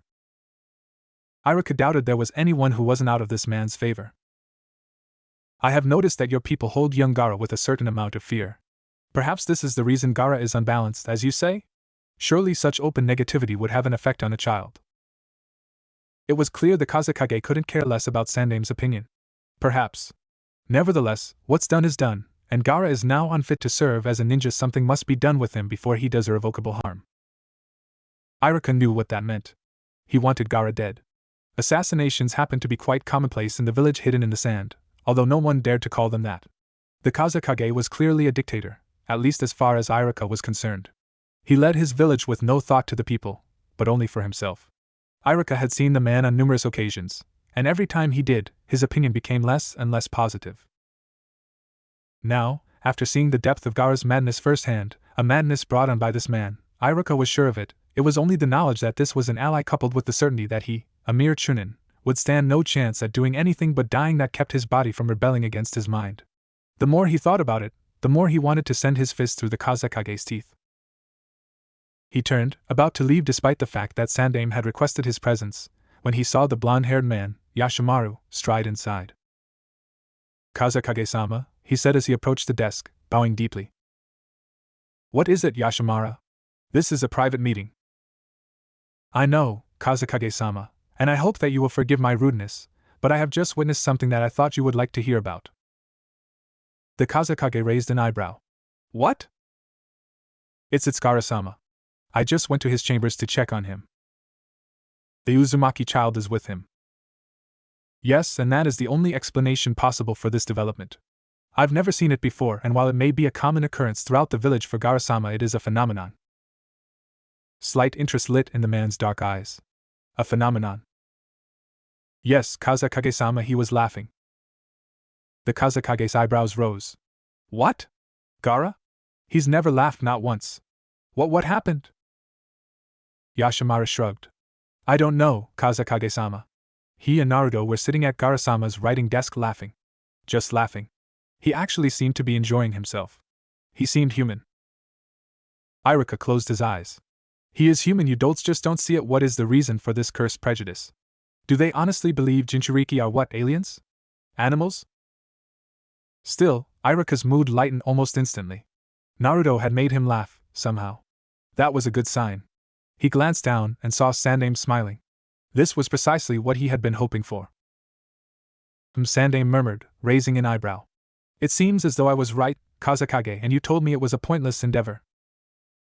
The Kazekage glared at Sandaime, clearly annoyed. "Fine, Hokage, so it seems you were correct. Gaara seems to have taken a liking to this Uzumaki boy. It still means little." It was clear Sandaime didn't believe this. Irika didn't either. Perhaps it means little, but perhaps it means a great deal. After all, records show that former Jinchuriki were quite violent, but it was hypothesized that this violence was born from their being outcasts alone, forced to fend for themselves. Perhaps having someone he can relate to will stop this tendency from arising in Gaara. "The tendency for violence has already begun, Hokage," the Kazekage said with a scowl. "And are you saying then that it cannot be reversed? Surely an intelligent man such as yourself cannot believe such a thing. Else why would we have prisons?" The Kazekage's scowl deepened. "Fine, Hokage. I'll give you the benefit of the doubt. Let it be known, however, that it is my opinion that nothing will keep Gaara from losing control of the Shikaku." Sandaime shrugged. "Very well.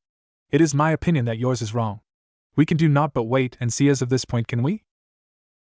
The Kazekage grunted. "Yashimaru, keep an eye on them." "As you wish, Kazekage-sama," Yashimaru said, bowing again. He turned toward the door, reached out for the knob, and stepped back when it opened. Irika watched as Yuhi Kurenai stepped into the room, leading a paler than usual Hyuga Hinata inside with a hand on her shoulder. "Hokage-sama," Kurenai said. "Hinata's hurt herself. I'd have found one of the others, but we were closest to here and the sand in the air is causing a problem. I can't clean out the wound, and I have no medical supplies with me." Sandaime raised an eyebrow. "Nothing at all?" "No. I apologize for my thoughtlessness, Hokage-sama, but I brought nothing with me." Sandaime frowned. Yashimaru knelt before the girl and reached out for her arm. "Let me see the wound, young one," he said, and Hinata removed her hand from the bleeding, dirty gash on her other arm. This sand will have to be cleaned out immediately. I've some supplies in Gaara-sama's room. What is your name, young one?" Hinata licked her lips nervously. "H. Hinata." "Come with me, Hinata. We'll get that cut fixed up." "Irika," Sandaime said. "Go with them, would you?" Irika nodded. "Fine." He bowed and left, giving Kurenai a slight nod as he followed Yashimaru and Hinata out into the hall. Yashimaru glanced at Irika with a faint smile. "So how bad is it?" Irika asked, frowning worriedly at Hinata, who was wincing as she held her arm again. It's quite dirty, and will easily become infected if left unchecked. However, removing the sand will be a simple matter. There is no need to worry. How will you do it? Yashimaru chuckled. I won't. Not only would conventional methods of cleaning flesh wounds, such as those I know, be quite painful for a child as frail as this girl, but it will not be all that efficient considering just how much sand has been allowed to enter it. If I were to trust my own ability, there would be no guaranteeing that infection will be prevented. So what will you do? Gaara-sama. Pardon? He can extract the sand. I've taught him how, and I can say with confidence that he is quite good at it. If we allow Gaara-sama to do the cleaning, the chances of infection will be small enough to be disregarded. Really? Yes.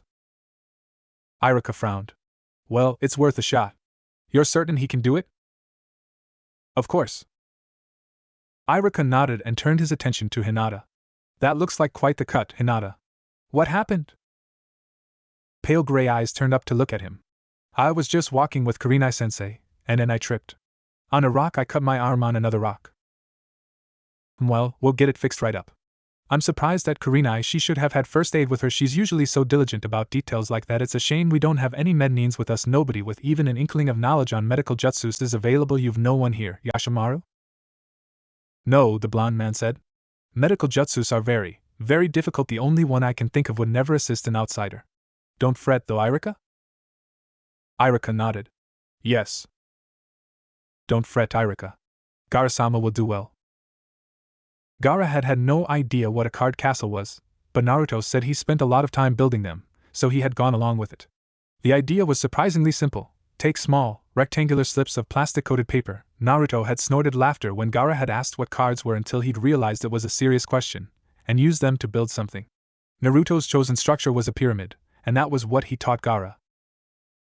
You take 2 of them, Naruto had said, and set them up like this. He set the 2 cards on Gaara's desk, leaning them against each other so that they made an inverted V. Now you take 2 more and set them up right next to the other ones. He did so, making an M. Then you just keep making them like that. After you built up the first level, you take more cards and make a roof.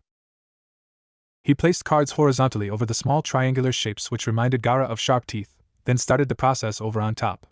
Gaara watched for a while, then his gaze eventually moved to the other boy's face. Naruto had an expression of intense concentration on his face, an expression Gaara had seen on other children before when they played outside. Gaara wondered if that expression meant the activity was fun. Naruto made the second level of his pyramid, and had just started on the third when the entire thing collapsed. Naruto froze, a card in each hand, staring at the pile of cards as if they had insulted him. Stupid cards, stay. You're supposed to stay. He turned his embarrassed face to Gaara. Well, that ain't supposed to happen, but it does a lot. One time I made on that was almost as tall as I was for it fell down, it sucked. They just went poof. He blew on the cards and laughed when they flew all about his head. Hey Gaara, check it out. I'm a giant. He swept his arm across the desk and sent the cards flying onto the floor. Gyark. This village has been cast to the wind. Fear me, for I am Naruto the Great.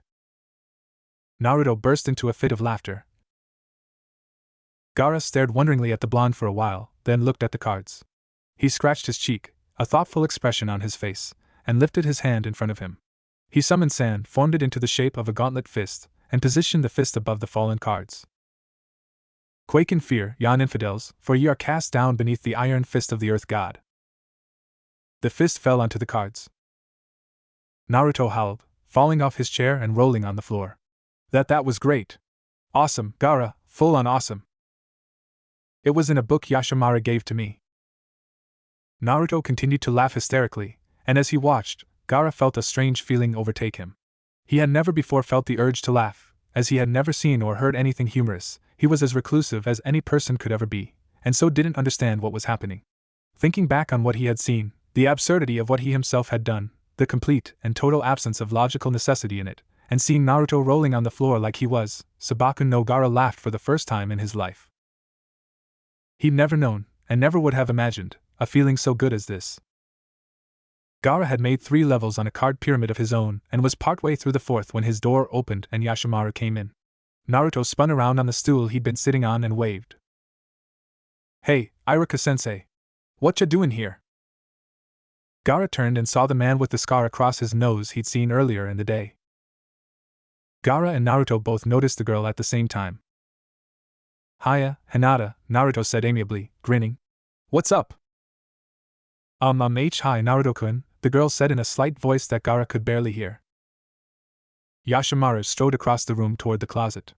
As he opened it and began rummaging through the things inside, he said, Gaara-sama, do you remember what I taught you about cleaning wounds? Gaara nodded. Yes, Yashimaru. Good, because this girl here needs a gash cleaned out. Yashimaru stood up and placed a small first aid kit on the desk. Your ability will make this much easier. Gaara nodded again. He hopped off his stool and approached the girl, who looked at him nervously. She attempted a smile of greeting, but it didn't stay on her face long. Hey, Hinata! Naruto called excitedly, coming up to her and grinning again. This Gaara. He's really cool. Gaara, this Hinata. She's in my class. Hello, Gaara said, attempting a smile of his own. Hi, Hinata replied, clearly flustered but not wanting to be rude. Is this going to hurt? Gaara shrugged. I don't know. Don't worry, Yashimaru said. He's practiced this technique on me and it's mostly painless. You'll be able to handle it. Hinata glanced back at the man called Iruka, then at Naruto, then back to Gaara. She showed him the gash on her arm, sand-covered and had seeped into the cut, and Gaara knew from his studying that it would become infected soon if something wasn't done. He held out a hand just above the cut and reached out to the sand. All eyes were on him as he worked, but he didn't notice. He was focused on the sand. He could feel it, deep in the girl's arm, as it slowly began to rise. His senses were always heightened when he concentrated like this, and though the wound wasn't bleeding much, the coppery smell of blood filled his nose and almost made him gag. It was almost too much. He hated the smell of blood. In the span of a minute the sand was gone. Every bit of it had been extracted and now coated Gaara's hand. He looked at Hinata and attempted another smile. It's clean. Hinata stared at her arm for a long moment before turning her eyes back to him. It barely hurt at all. Thank you? The slight smile on Gaara's face widened the smallest bit. You're welcome, Hinata. Good work, Gaara-sama, Yashimaru said. Now come here, Hinata, so we can finish things up. Hinata walked over to the desk and sat on the stool where Gaara had been. She looked at Gaara's pyramid and was careful not to bump it as she held out her arm to Yashimaru. He finished cleaning the cut with items from the first aid kit, wiped it clear with a small cloth, then wrapped it tightly with a bandage. His work finished, Yashimaru grinned. There we have it. You'll be fine now. That was impressive. Gaara turned and saw that Iruka was looking at him. Huh. Your technique, Gaara-san. It was most impressive. Quite useful. Iruka was smiling. Yeah, that was cool. Naruto agreed, slapping Gaara on the shoulder. I wish I could do that. None of that peroxide crap or nothing. Gaara didn't realize that the small smile on his face had spread into a full grin. He had never been praised before, except by Yashimaru. It was nearly too much for his mind to process. He had heard the people of his village talk badly about the outsiders quite often, at least until they realized he was there. Then they would talk badly about him, about how they were weak and stupid. This day, he had met 3 outsiders, and not one of them had run away. Instead, they talked to him. They were polite, like how Yashimaru had taught him to be. He'd been praised, thanked, and had learned how to laugh all in one day, because of weak and stupid outsiders. Gaara thought that, if that was what being weak and stupid meant, then it wasn't a bad thing. He decided that the villagers talked badly about people from other villages for the same reason that they talked badly about him. They were ignorant, just like Yashimaru said. Kazekage-sama, about my mission. The dark, brooding Kazekage took a long draw from his pipe and glared at his subordinate. What, Yashimaru? Are you backing down? Yashimaru sighed, running a hand through his hair. No, not in so many words, Kazekage-sama, it's just that the opportunity has been lost. There's no way I can succeed at this rate. Why? Are you so weak that you cannot handle such a simple? Kazekage-sama, forgive my rudeness, but you don't understand. We cannot move forward with the plan now. The Hokage is staying much longer than usual because of the children. He'll be here for at least another week. More importantly, Gaara has obviously taken a liking to this Uzumaki boy. If I were to try killing him now, that boy would suspect something. Not only that, but the boy's instructor, Iruka, he doesn't hold you in high regard, Kazekage-sama. He may suspect your hand. The leader of the Sand sighed in irritation. Perhaps you've a point. The Hokage would suspect something as well, no doubt. So what are you suggesting? That we hold off until they leave? Yes. That would be best. Our alliance with the Hidden Leaf is rickety at best, and this mission would likely snap it. That is hardly my concern. I had planned on breaking off this useless alliance rather soon. Be that as it may, Kazekage-sama, we currently do not have the resources to fend them off. If Gaara were assassinated while the Leaf are here, they would become hostile. The Hokage holds the Leaf's Jinchuriki with a rather obvious degree of affection. If he were to decide to attack, in an act of retribution, perhaps we wouldn't stand a chance. The Leaf's ranks are far larger than our own. We won't be able to fend them off for years. Once our current genin are experienced enough, we will be able to defeat them, but now? Impossible. The Hokage isn't so foolish as to do such a thing, Yashimaru. He may be affectionate toward Uzumaki, that I will not refute, but he is a smart man, that much I must give him. He wouldn't attack us out of vengeance. Perhaps not, but we still stand to gain more by remaining on civil terms with them for now. We are benefiting greatly from trading with them, and losing those resources now would needlessly cripple us. I suppose you have a point. But you realize I do not appreciate keeping him around any longer than is necessary. He is a threat, and must be eliminated. That may be so, but at the moment the Uzumaki boy is holding Gaara's homicidal tendencies back. With any amount of luck, he will remain docile until the Leaf need leave, and we will be able to neutralize the threat. I don't deal in luck, Yashimaru. Nor do I, but from what I have seen thus far, Gaara is like a completely different being. The Shikaku has not taken hold of him since he has met Uzumaki. Which amounts to 5 hours. Hardly a noteworthy span of docility. True, quite true. But it's still a good sign. Fine. You've made your point, Yashimaru. Your mission will be postponed until the Hokage leaves. But I expect you to carry it out in all swiftness once that happens. No more excuses? Of course not. The Kazekage smirked slightly as he shook his head. Oh, I'm certain you'll come up with something. That boy has been alive far longer than I would have liked, but you always find a way to keep him alive. I'm beginning to suspect you actually care for him.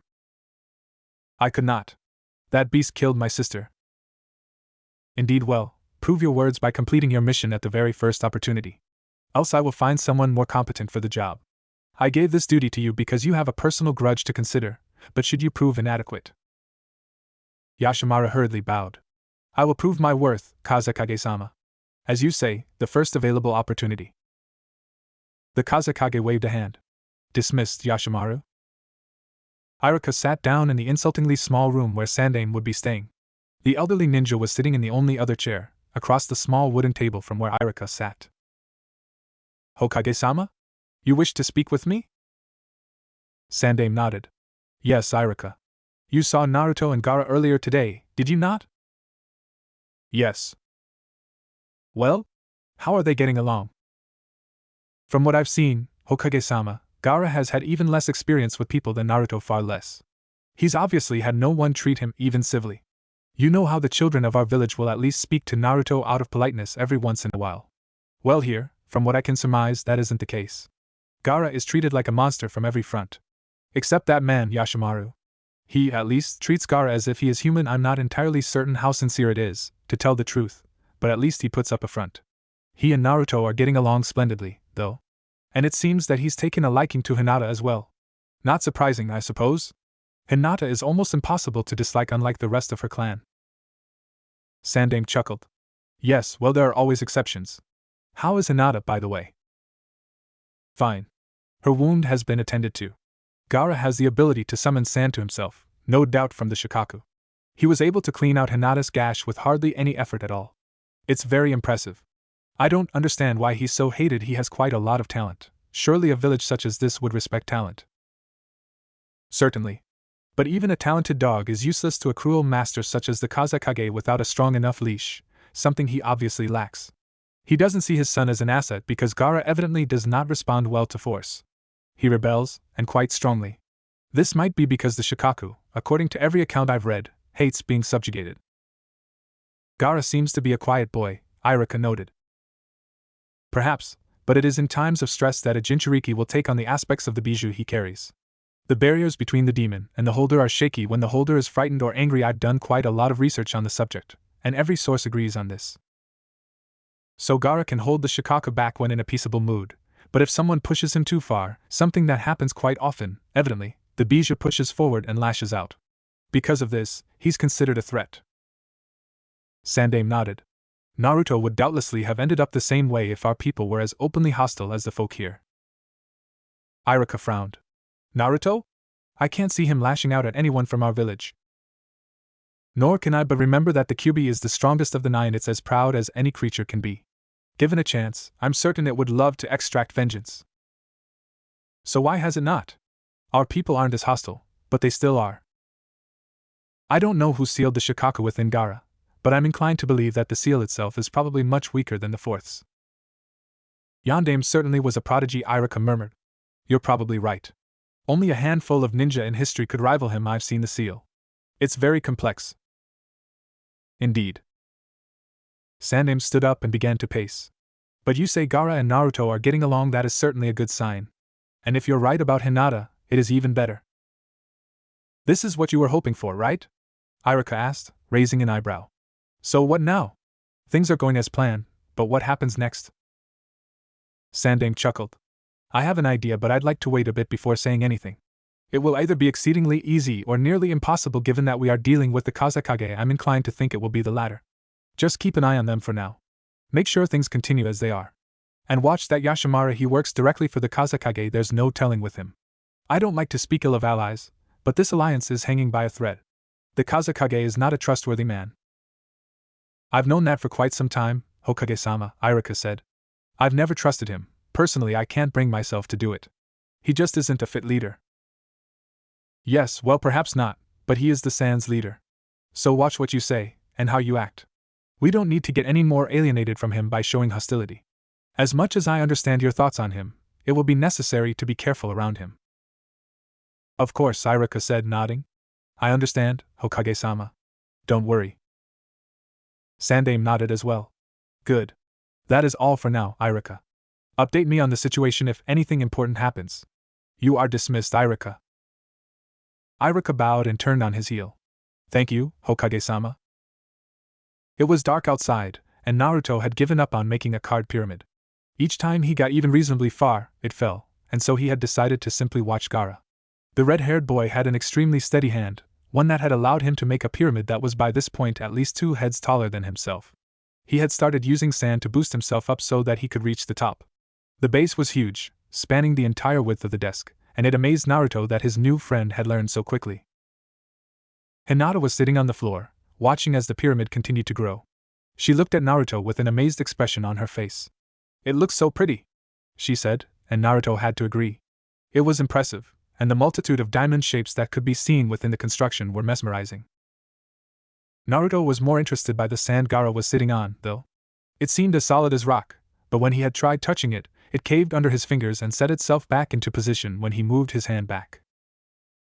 He probably manipulates the sand with his chakra, Hinata murmured softly, as if she was talking more to herself than to Naruto, when he did this. But he's our age, how could he have such precise control already? Naruto looked up at Gaara.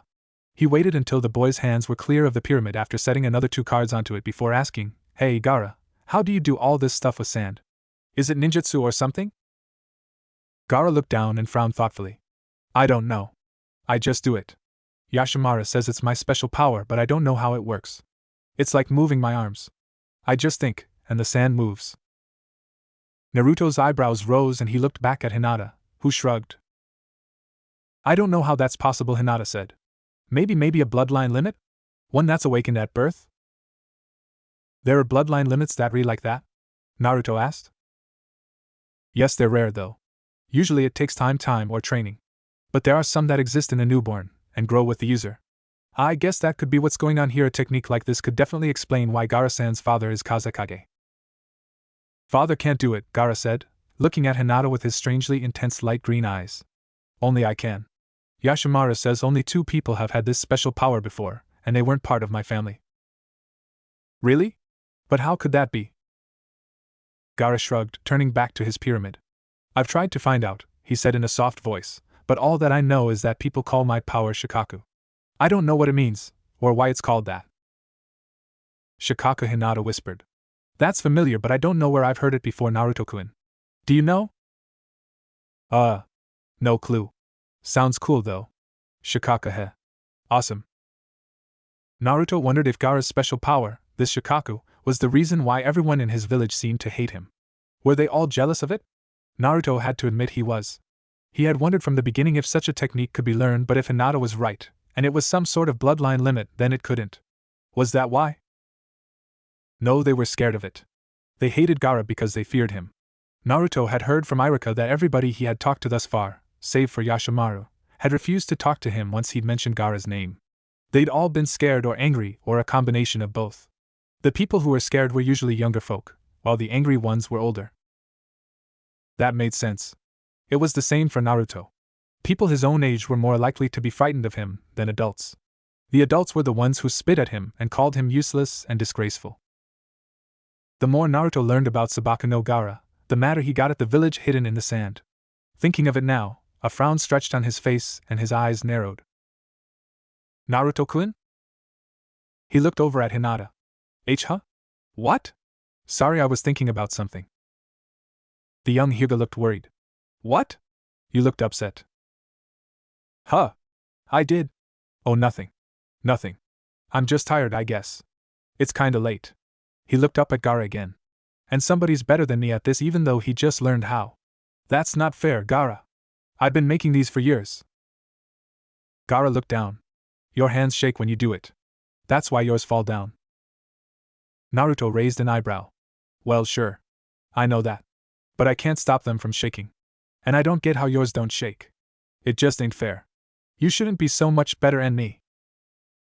A smile grew on Gaara's face. Naruto gave up and smiled as well. Fine, be better than me. I'll find something that'll stump you, though. You just wait. I got lots of stuff with me. The smile didn't leave when Gaara turned his attention back to his pyramid. Naruto stood up and walked over to his pack, sat down again and began to dig through it, mumbling to himself as he did. Gaara placed the final 2 cards on the very top of his pyramid, shifted the sand under him so that he was farther away from it, and studied his work. He let the sand dissolve, dropping to the ground, and turned to Naruto. You know how to play tic-tac-toe? Naruto asked, glancing up. I've never heard of it, Gaara said. Naruto grinned, pulling out a pad of paper and a pen. Cool.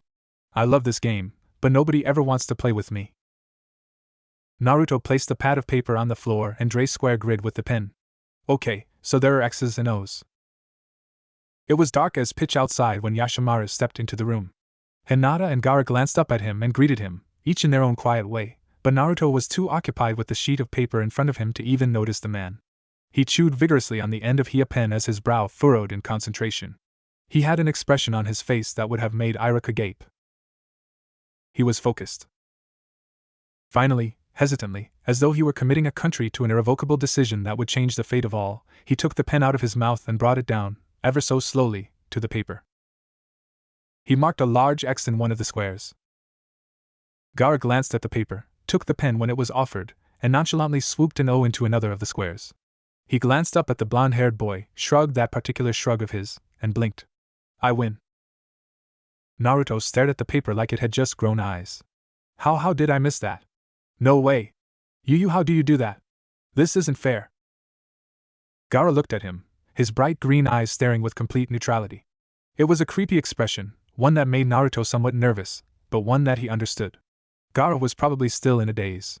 Naruto still couldn't recall his first conversation with his instructor, even though it had only been 4 weeks previous.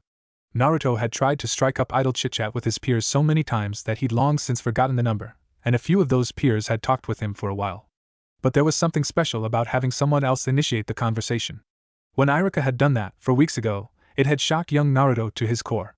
And he still had a hard time believing it. Now, he was the one initiating the conversation again, for someone like him, and he thought that he now understood what he himself must have looked like to Iruka. Naruto wasn't one to conduct such deep thoughts. He preferred action to contemplation, and so it was rare that he found himself so philosophical, if that was the right word. But now he was. Sheesh, no fair, Hinata, you wanna play? But she didn't answer. Hinata was sitting with her legs crossed, arms flat against her sides, leaning slightly forward fast asleep. Oh. I guess it's kinda late. Yashimaru, Gaara said, looking up at the young Sannin. Naruto is teaching me a game. Is that so? Yashimaru murmured, glancing over his shoulder at the boy. It sounds like you're enjoying yourself, Gaara-sama. Gaara smiled his small smile and nodded. Yes, Yashimaru. Good. I'm glad to hear it. Naruto frowned, still studying the sheet of paper on the floor. Gaara's good at this, he beat me every time. He reached down and picked up the paper. No fair. No fair. He began waving it around for emphasis, glaring at Yashimaru as if it were his fault. Then, suddenly, he dropped the paper and hissed. Oh. Stupid paper. Examining his finger, Naruto saw a thin sliver of a cut. Grimacing, he popped the finger in his mouth. Dumb paper cut. He mumbled angrily. Yashimaru glanced over. Paper cut? Sorry, Naruto-san. Nothing I can do for that. I can make an ointment to ease the pain, but not until morning. I've no ingredients. Naruto waved dismissively with his other hand. I'm a ninja. I can handle a stupid paper cut. What's a paper cut? Gaara asked. Naruto raised an eyebrow, removing his finger from his mouth. You don't know what a paper cut is, Gaara? The boy shook his head. No. It's a cut from paper. But what causes it? Yashimaru chuckled quietly. Gaara-sama, not everyone has your talent. Most people's skin can be sliced open rather easily. Eh? Naruto asked. What? Gaara-sama's special power to control sand allows him to protect himself, Yashimaru explained. As a result, he has never been injured. It is a subconscious ability, as far as I can ascertain. In other words, it is automatic. Whenever Gaara-sama is in danger, the sand protects him. A shield, if you will. Naruto stared at the man. Whoa, he can do that too? Sheesh. Yashimaru chuckled. Yes, Gaara-sama is quite gifted. That is why he is being taught the way of the shinobi. Whoa, so he can't be wounded then. Awesome. It seemed like the more he learned about Sabaka no Gaara, the cooler he got. What a ninja! Wounds, Gaara murmured thoughtfully, as if tasting the word. He looked over at Naruto's hand, at Hinata's gauze-covered arm, at Yashimaru's bandaged wrist and forehead, from the sand he had jumped in front of to save the girl ball player whose ankle had been broken. Yashimaru, he said, looking up at his caretaker's face. Do wounds hurt? Yashimaru eyed his own wounds. Just a little. They will heal quickly, though. This didn't seem to help the situation any. If anything, Gaara looked even more confused. He frowned. What does pain feel like? I've never been hurt before. I was wondering how it felt. Yashimaru raised an eyebrow, put off by the odd question. Naruto, too, found he had no answer. What did pain feel like? How could you explain it? Any word used to describe pain would have no meaning to someone who had never felt it sting, burn, ache. How should I explain this? Yashimaru said contemplatively. It's unbearable. Like when a person is shot or cut, he becomes very ill at ease and he can't think normally. I can't explain it very well, but simply put, it's not a very good condition to be in. Oh, that worked, Naruto thought. Yashimaru was right, he couldn't explain it very well. But as much as the explanation didn't work, Naruto couldn't come up with anything better. Explaining pain to Gaara was like explaining color to a person born blind. In short, impossible. Unbearable, Gaara repeated. Then do you hate me, Yashimaru? The boy was looking at the bandages on his caretaker's body again. People hurt each other and get hurt during their lifetimes, Yashimaru said with a gentle smile. But it is difficult to hate another. Something was weird about the way Yashimaru had answered Gaara's question, but Naruto couldn't place it. Had Hinata, who was smarter and more observant, been awake, she likely would have caught on to the fact that Yashimaru hadn't actually answered the question at all. But Gaara smiled, his eyes brightening. Thanks, Yashimaru. I think I understand what hurting is, now. The smile left his face almost as quickly as it had appeared. Maybe I'm injured, too, just like everyone else. Gaara put a hand to his chest, over his heart, his expression one of sadness. I always hurt here. I'm not bleeding, but my chest really hurts here. Naruto felt a new flash of anger at this village's people. Yashimaru knelt down to Gaara's level, a solemn expression on his face. Reaching around his back, he pulled a thin knife from his belt. Looking down at his hand, he slowly slid the blade across one finger. Gaara gasped. Flesh wounds bleed, Yashimaru said, and they may seem painful. But as time goes by, the pain eventually disappears. And if you use medicine like I did with Hinata today, the wounds will heal even faster. He mirrored Gaara's action, placing a hand over his heart. But the tricky wounds are the ones in your heart. Those are difficult to heal.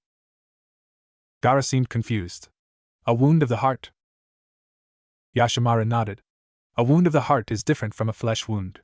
Unlike a flesh wound, there are no ointments to heal it, and there are times when they never heal. But there is one thing that can heal a wound of the heart. Yashimaru glanced over at a picture sitting on Gaara's desk, behind his card pyramid. Naruto hadn't noticed it before. He figured the woman in the picture was related to Yashimaru in some way. She looked just like him. It is a troublesome medicine, and you can only receive it from another person. What? Gaara asked excitedly. How can I heal this? The thing that can heal a wound of the heart is love. Love? Gaara repeated. Yes. How can I get that? What should I do to get rid of this pain? Gaara-sama, you have already received it. Naruto had a feeling that this entire conversation was just one confusing sentence after another for Gaara. His face was a constant blank, and every time it seemed like he understood something, Yashimaru said something else to bewilder him. I tried to explain this to you before, but I didn't really know how to say it then. Love is the spirit of devoting yourself to someone important and close to you, Yashimaru continued. It is expressed by caring for and protecting that person. Just like my sister. He looked back at the picture. Naruto took a moment to feel proud of himself for guessing correctly. I believe that my sister always loved you. Gaara-sama, the Shikaku of the sand is a living soul that is usually used for combat purposes. Naruto raised an eyebrow. Living soul? What did that mean? But the sand automatically protects you because of love. I believe the will of your mother is inside the sand. My sister probably wanted to protect you, even after her death. So Yashimaru was Gaara's uncle. Naruto looked at the picture again. That woman was Gaara's mother. So that was why her picture was in Gaara's room. The only picture in Gaara's room. Yashimaru, Gaara said after a long silence, a slight smile returning to his face. Thanks back there for stopping me. My pleasure, Yashimaru replied with a smile of his own. You are a person who is important and close to me, Gaara-sama. Gaara's smile widened for a moment. Then he saw a drop of blood fall from Yashimaru's cut finger. He stepped forward, slowly, as if in a trance, and took hold of his caretaker's hand. Then, as Naruto had done with his paper cut, Gaara put the bleeding finger into his mouth. Yashimaru's eyebrows raised slightly, but he said nothing. Naruto was silent as well. When Gaara asked Yashimaru for ointment, Naruto hadn't known what the boy planned to do.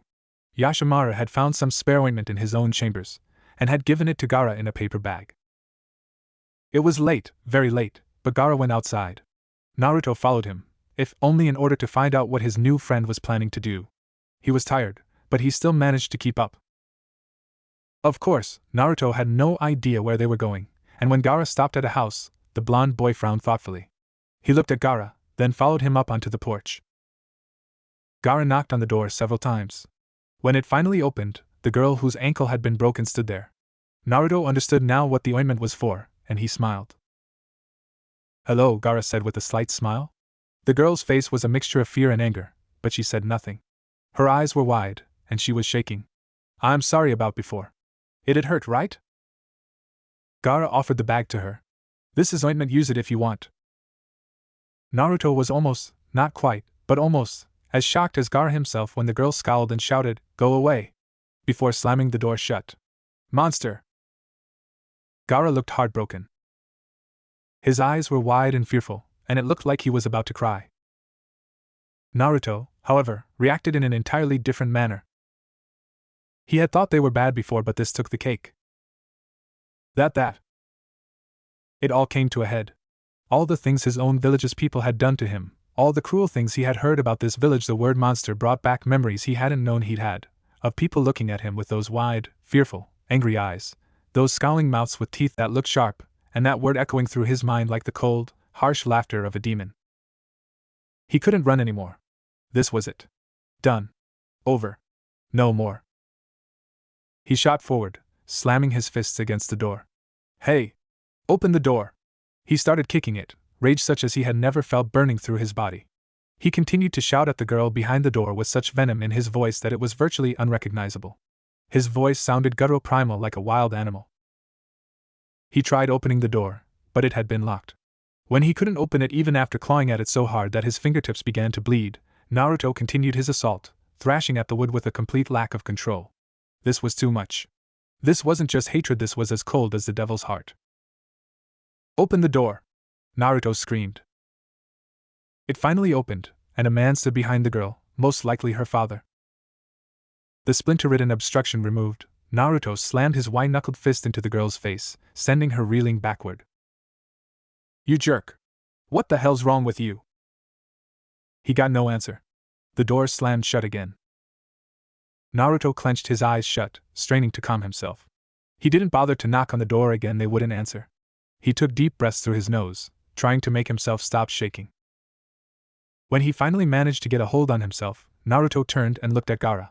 The red-haired boy had dropped the bag of ointment, and was now staring at Naruto as if he had grown a third arm.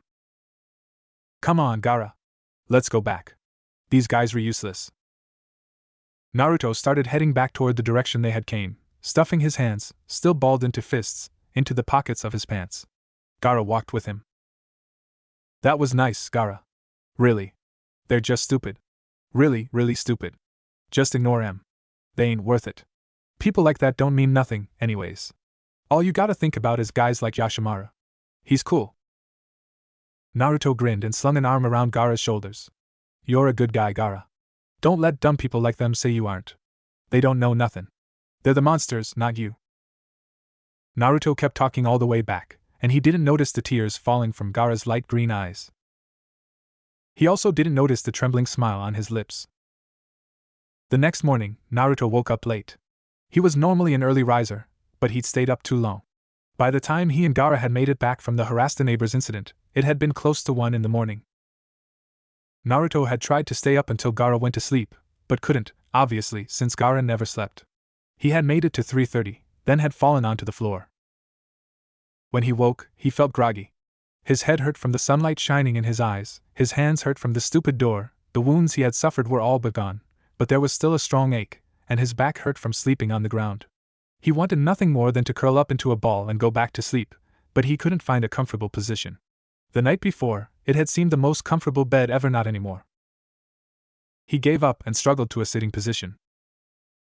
Yashimaru was in the room, writing on a notepad. Naruto-san, he said with a slight smile. Good. Your Hokage is waiting for you. Hinata-san has left already. Looking around, he saw that Hinata, indeed, wasn't in the room. Gaara was gone, too. He voiced his discovery. Gaara-sama is with his tutor. I suggest you hurry. Hinata-san has been gone to near an hour. An hour? Naruto cried, leaping to his feet. Oh crap! He shot out of the room, just knowing that he'd be in for it now. Old Man Hokage had found out about what he had done, and was going to tear him apart for it. Not only that, but now he was an hour late, and that was going to make everything 10 times worse. Oh crud, what's he gonna do? He thought feverishly as he ran full tilt through the halls. What's Iruka-sensei gonna make me do this time? Crap, crap, crap. He's gonna make me walk back home by myself or something. Or blindfolded. Or backwards. Or carrying something on my head. None of these ideas had actually passed through Iruka's mind, of course, but that really didn't matter.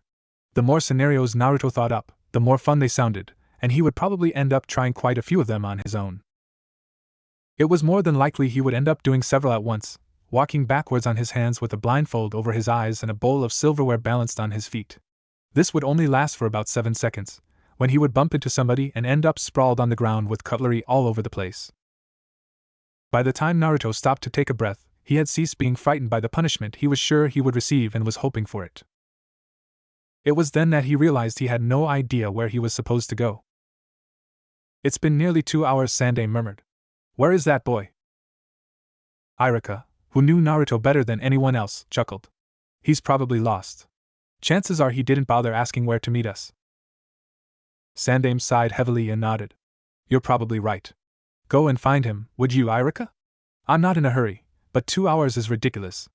And make sure he hasn't broken anything. Iruka nodded, bowed, and left the room. As he walked, he wondered about what he'd heard early that morning. Someone from the village had stormed into the Kazekage's chamber, interrupting his meeting with Sandai, yelling his head off about how the beast had showed up at his home and how one of the leaf brats had been with him. They had assaulted his daughter, he claimed, and was demanding retribution. The Kazekage had waved it off as a small concern, but had said he would look into it.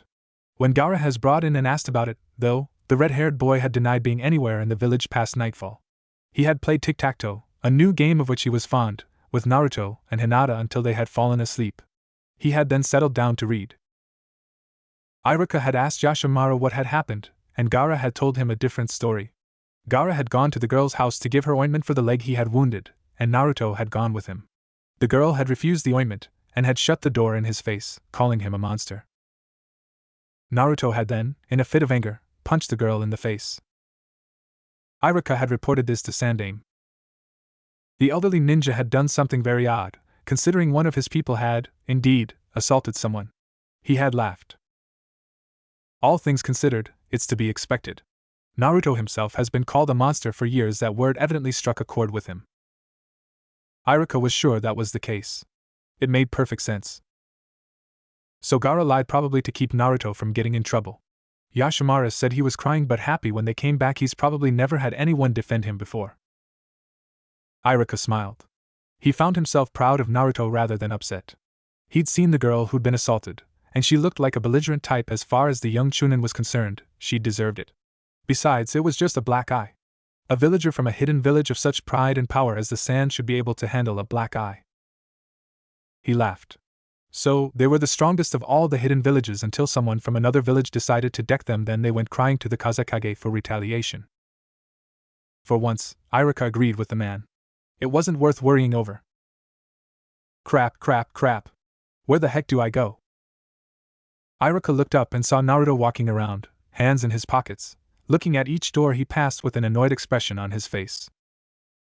Ah, there you are, Iruka said, and Naruto jumped. Hokage-sama is waiting for you, Naruto, come on. We should hurry. Naruto heaved a sigh of relief and followed his instructor.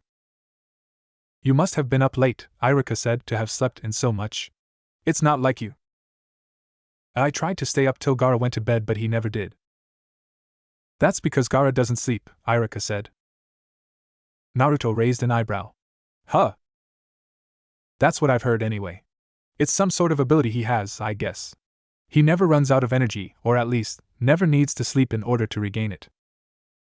Iruka knew what it was that kept Gaara awake, of course. He just couldn't tell Naruto about the demon. Sandaime had forbidden it, but he hadn't planned on doing it anyway.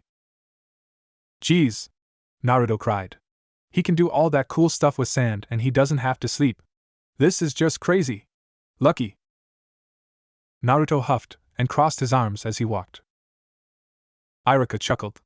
Everything about Gaara that made his village hate him, Naruto was jealous of. Everything that made Gaara a monster in the Sand's eyes made him a hero in Naruto's. And from what Iruka had seen, Gaara was a promising future ninja, not a threat. Unbalanced? Now there was irony. When a group of psychopaths calls you insane, does it really count? Iruka chuckled again. Ah, Naruto, there you are. Scratching his head, Naruto chuckled as he sat down. Sorry about that. Naruto glanced around and saw Hinata sitting beside him. He smiled slightly. Hiya. Hello, Naruto-kun. Now, Sandaime said, leaning his elbows on the desk he sat behind, I'm sure you're both wondering why I wanted to see you. Naruto had an idea. Well, you see, I want to find out the social health, if you will, of young Gaara.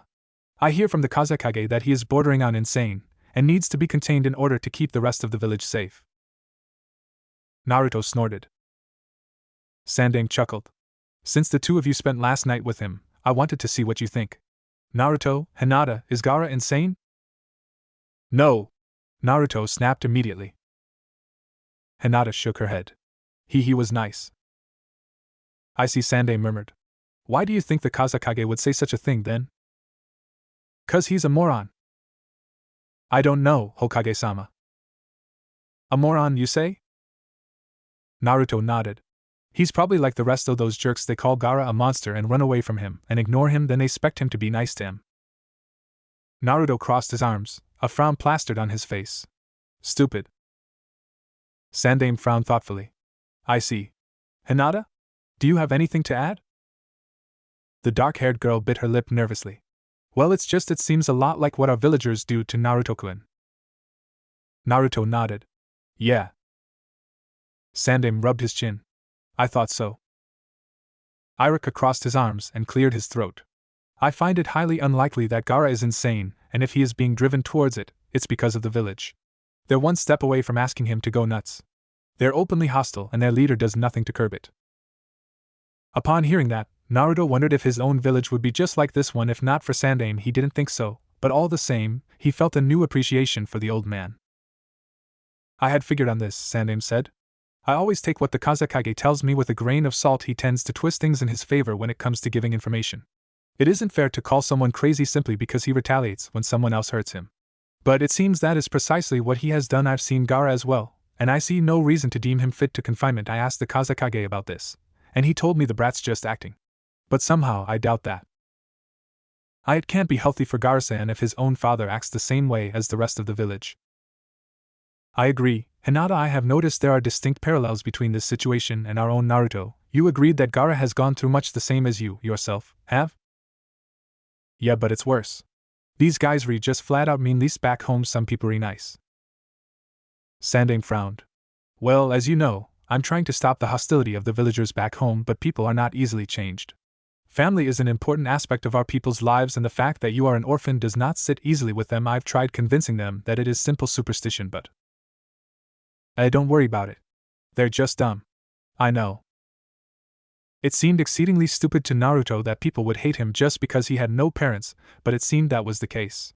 He was, after all, the only one in the village who didn't belong to some sort of clan besides Iruka, but Iruka was a ninja.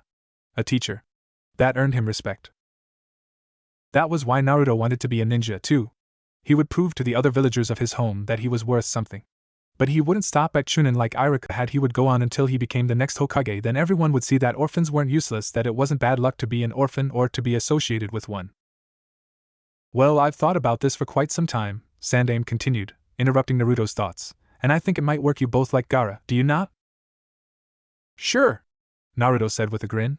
He's awesome. Gaara-san is very nice, Hinata added, nodding. Well, then this may work out. Iruka raised an eyebrow. What are you concocting, Hokage-sama? Sandaime chuckled. Well, as I've said before, it's good for aspiring ninja to see the other hidden villages, so why don't we have Gaara come back to Konoha with us when we leave? I think it would help him gain a firmer grasp on the world around him. Naruto's eyes widened. You mean it? Certainly. It would likely be a nice vacation for him. If the people of his own village are treating him so badly, what say you two? Would you be willing to show him around? Make sure he is comfortable if he does decide to take up on this offer? Oh, heck yeah! Naruto cried excitedly. As sure. Sandaime smiled. I'll talk to the Kazekage about it. You two do what you want for now. Talk to Gaara about it, and see if he'd like to visit our village. You bet. Naruto leapt out of his seat and shot off out of the room, excitement flooding through him. Hinata followed, albeit at a much slower pace. So this was the other half of your plan? Sandaime raised an eyebrow. I have no idea what you're talking about, Iruka. It was just an idea.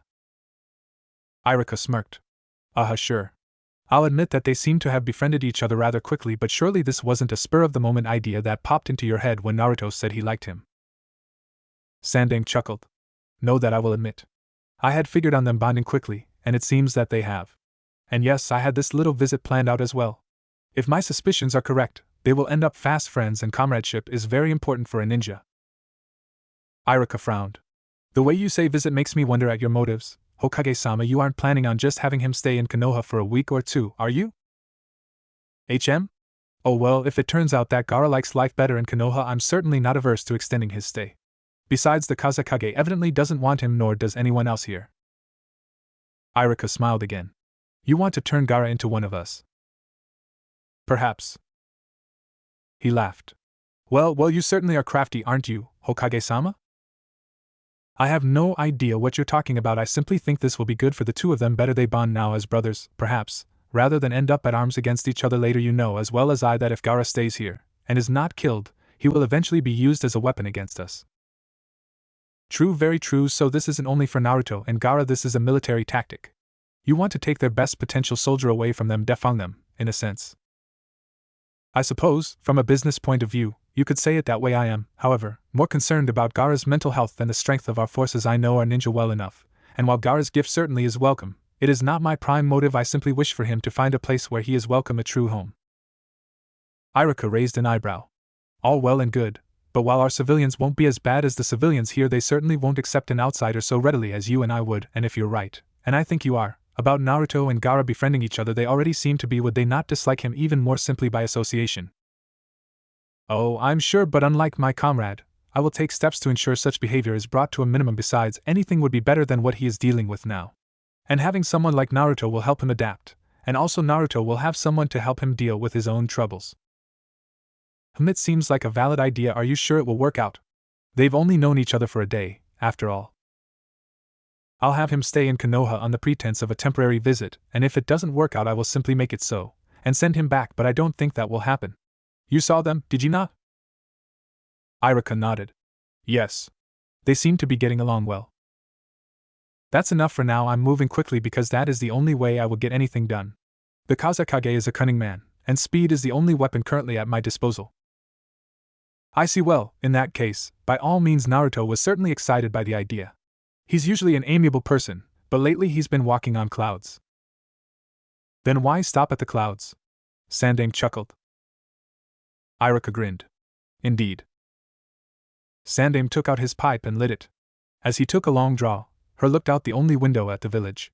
Iruka followed his gaze, marveling at the way his leader's mind worked. He was one surprise after another. Had he had everything planned from the beginning? Had he wanted to bring Gaara to Konoha from the start? Iruka figured he had. If things work out the way Hokage-sama thinks, and they probably will, I think I've just found the third member of Naruto's squad. He what? Yes, the Kazekage murmured thoughtfully. The Hokage has proposed that Gaara leave with him to visit Konoha, he says. I know what he wants though. He has seen the way Gaara is treated here, and I've made no mistake of the fact that I have no use for him, so he wishes to take him. Yashimara frowned thoughtfully. I see. But we can't allow that, can we? He would be 10 times more dangerous to us in another village. He would lose what loyalty he has to us. The Kazekage shrugged. That is of little concern to me. Konoha is a weak village too wrapped in its own prosperity to garner even a halfway competent ninja. All they have is their numbers. True, those numbers have stayed my hand, but one more will do little to help them. As you yourself said, once our current students join the ranks, we will have the strength to overthrow them. So you intend to give Gaara to them, Kazekage-sama? Perhaps you see, the only way Gaara would be of any danger to us would be if he were to harness the power of the Shikaku effectively, something he will never accomplish on his own. Leave me and have no idea what sort of strength the priest of the desert has. They will be unable to teach him. He will be weak. Yes, but if it's so easy to weaken him, why did we not rid ourselves of him this way from the beginning? I had hoped to kill him here because we would be able to extract the Shikaku from him and make the attempt again immediately afterward, but the way things are escalating, I don't know if that will occur so simply. As I said, Konoha is a peaceful village. Gaara will, as the Hokage thinks, be more docile there. There is far less chance of the Shikaku gaining control of him there than here. If we do this, it will end up benefiting us far more than Konoha. When we launch our attack, we will be able to rid ourselves of him. For now, I'll let the Hokage take him and weaken him. So you will do this? The Kazekage nodded.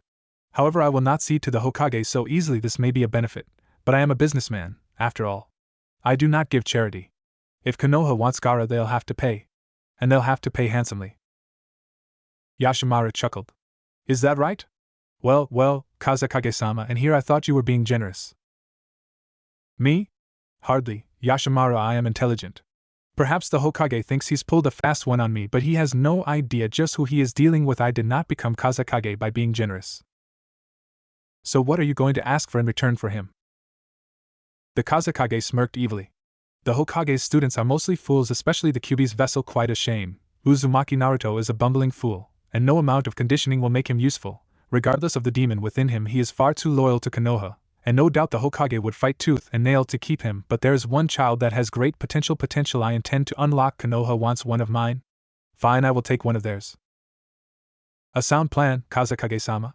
Sound indeed. Not only will we gain a soldier, but we will finally have a solid chance of destroying our greatest threat. Ingenious, Kazekage-sama, simply ingenious.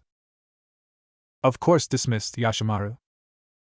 It was the day they would be heading back home, and this time Naruto was even more excited to begin the journey than when he began the first. Gaara stood beside him, clearly excited himself, albeit to a lesser degree than Naruto. The red-haired, green-eyed boy stared out toward the outskirts of his village, no doubt wondering what life was like outside the walls of his prison. He shifted his shoulders, settling the gourd on his back. Yashamara had given it to him the day before, and Gaara was still getting used to holding it. It was heavy, filled as it was with chakra-imbued sand, and Gaara's frame was thin. Naruto watched his friend as he waited impatiently for the Kazekage to show up. The man had said he'd had one last order of business to conduct with Sandaime before he left, and so far he hadn't shown up. Naruto was anxious to get home in order to show Gaara around, and even though he'd only been waiting for 15 minutes or so, it felt like an eternity. "What is your village like, Naruto?" Gaara murmured in his soft, contemplative voice. "Eh?" Naruto turned to face Gaara and raised an eyebrow. "What's it like?" "Oh well, it's green. Real green. Trees every place, you know? And lots of buildings, like here, but a little more different looking." "What about the people?" Naruto fidgeted as he tried to come up with a good answer. Well, geez. Well, they aren't as mean as the people here, I'll tell you that much. They're nicer. Polite.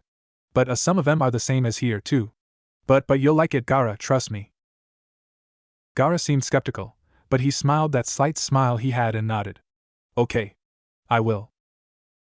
Naruto turned toward the village again, and grinned when he saw Yashimaru and the Kazekage approaching.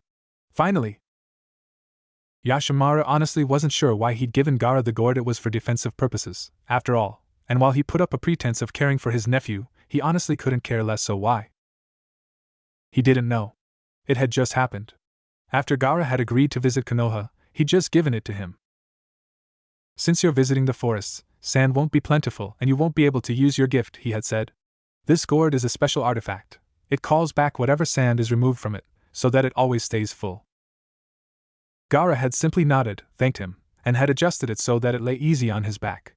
It was large, nearly as tall as he was, but he managed. The gourd was surprisingly light considering that it was filled to the brim with sand, and while it was likely still heavy for the boy, it wouldn't be after he had grown a bit. It was never meant to go to him, Yashimaru thought now as he approached the group of Leaf Nin and students at his master's side. He was supposed to die before ever seeing it. Why would I give it to him now? He didn't know about it, so he wouldn't know I would have been hiding something. Why did I give it to him? Yashimaru watched the child eye his father with detached disinterest. He hated Gaara. The beast had stolen his beloved sister from him. He had offered to assassinate him personally. He burned with the thirst for vengeance whenever he looked upon him. He hated Sabaku no Gaara with every fiber of his being. Didn't he? "So Hokage. Time to return home, is it?" Sandaime raised an eyebrow. "Yes, what was this business you wanted to speak with me about?" "We're behind schedule, and my people wish to return home." The Kazekage nodded, but there was no denying that he really didn't care. Yes, we will do this quickly enough. You see, I have a proposition for you. My son has agreed to visit Konoha and I have every intention of letting him do so if, that is, you do one thing for me." Sandaime frowned. "Is that right? Well then." The Kazekage nodded again as he crossed his arms. "You see, since my son will likely be learning from his experiences there being alone with an entirely new community, you understand I have every intention of going through with this, you see, but if you would, allow one of your students to stay here for the same experience." The tall, lanky man's voice was light enough, but it was too fake to fool anyone. Even Naruto, who hardly ever paid attention to such things, understood that the Kazekage wasn't being sincere. Sandaime frowned. "I see. And did you have anyone in mind?" "Well, as you know, I only allow the most highly skilled ninja into my ranks, so it would stand to reason that I would instruct only the most promising students. Only fair that, since you are taking this village's prodigy, that I take yours, the successor to your prestigious Uchiha clan, young Sasuke there." Naruto turned to look at the stone-faced youth as he stepped away from the others and stood at Sandaime's side. There was no telling what was going through his mind. He was like a wall. His black eyes studied the Kazekage with no emotion at all. Sandaime's frown deepened. "I see," he repeated. "Sasuke?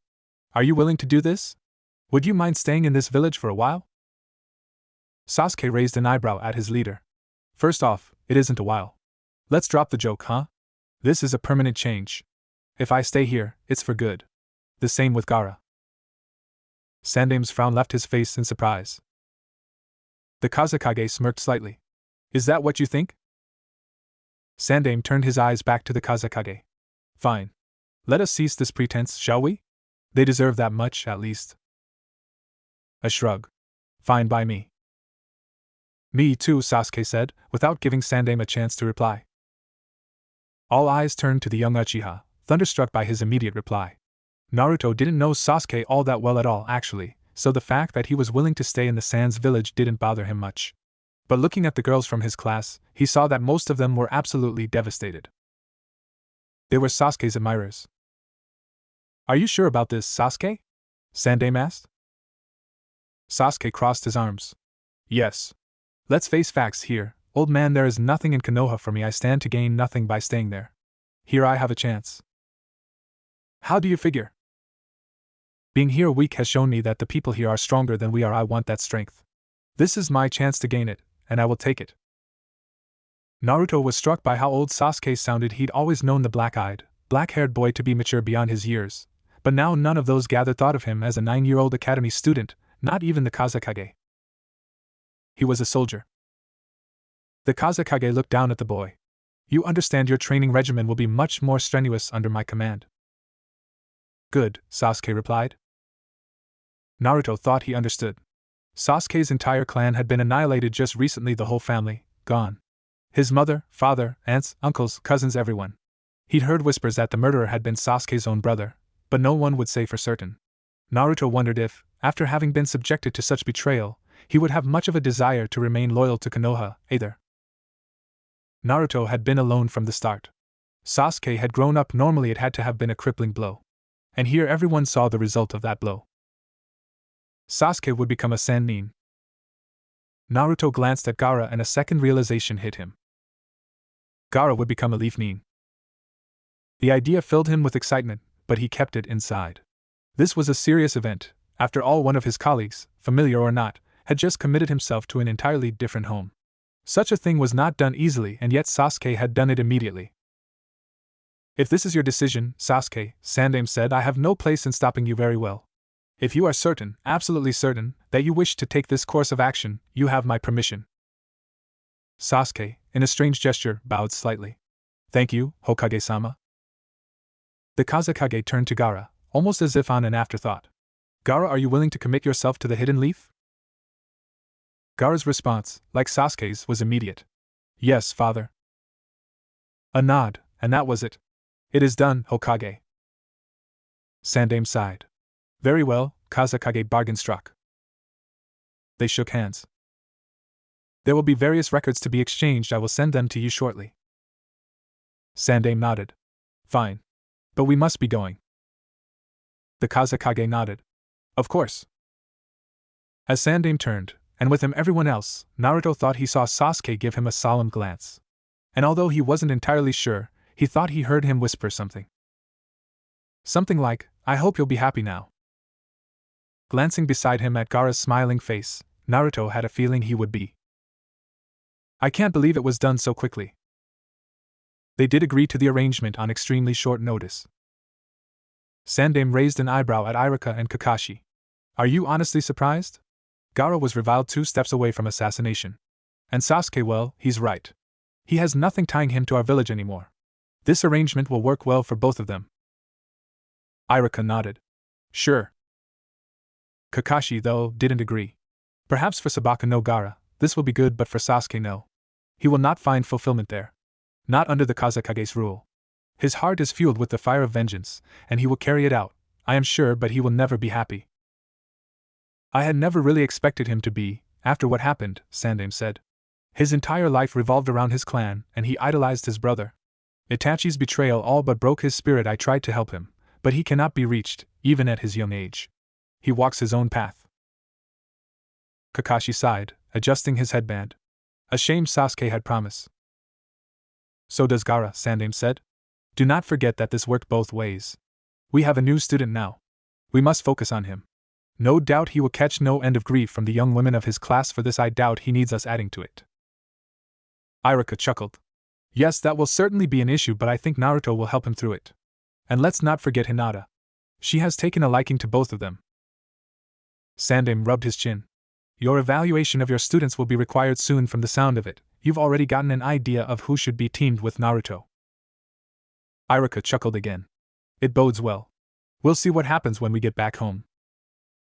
A member of the Hyuga clan and 2 Jinchuriki, Kakashi murmured thoughtfully. Quite the squad if it turns out. Hinata may not be powerful now, but the strength in her blood cannot be denied. She has very precise chakra control already, and her body is in great physical condition. She's near the top of the class. Very intelligent, as well she's gifted, she just doesn't realize it. I think that would have to do with her father. Sandaime nodded. Doubtlessly Hayashi is harsh, very harsh. But it seems she has found a friend in both Naruto and Gaara that bodes well for her. Your evaluation, Irika, premature as it may be, seems a very solid one.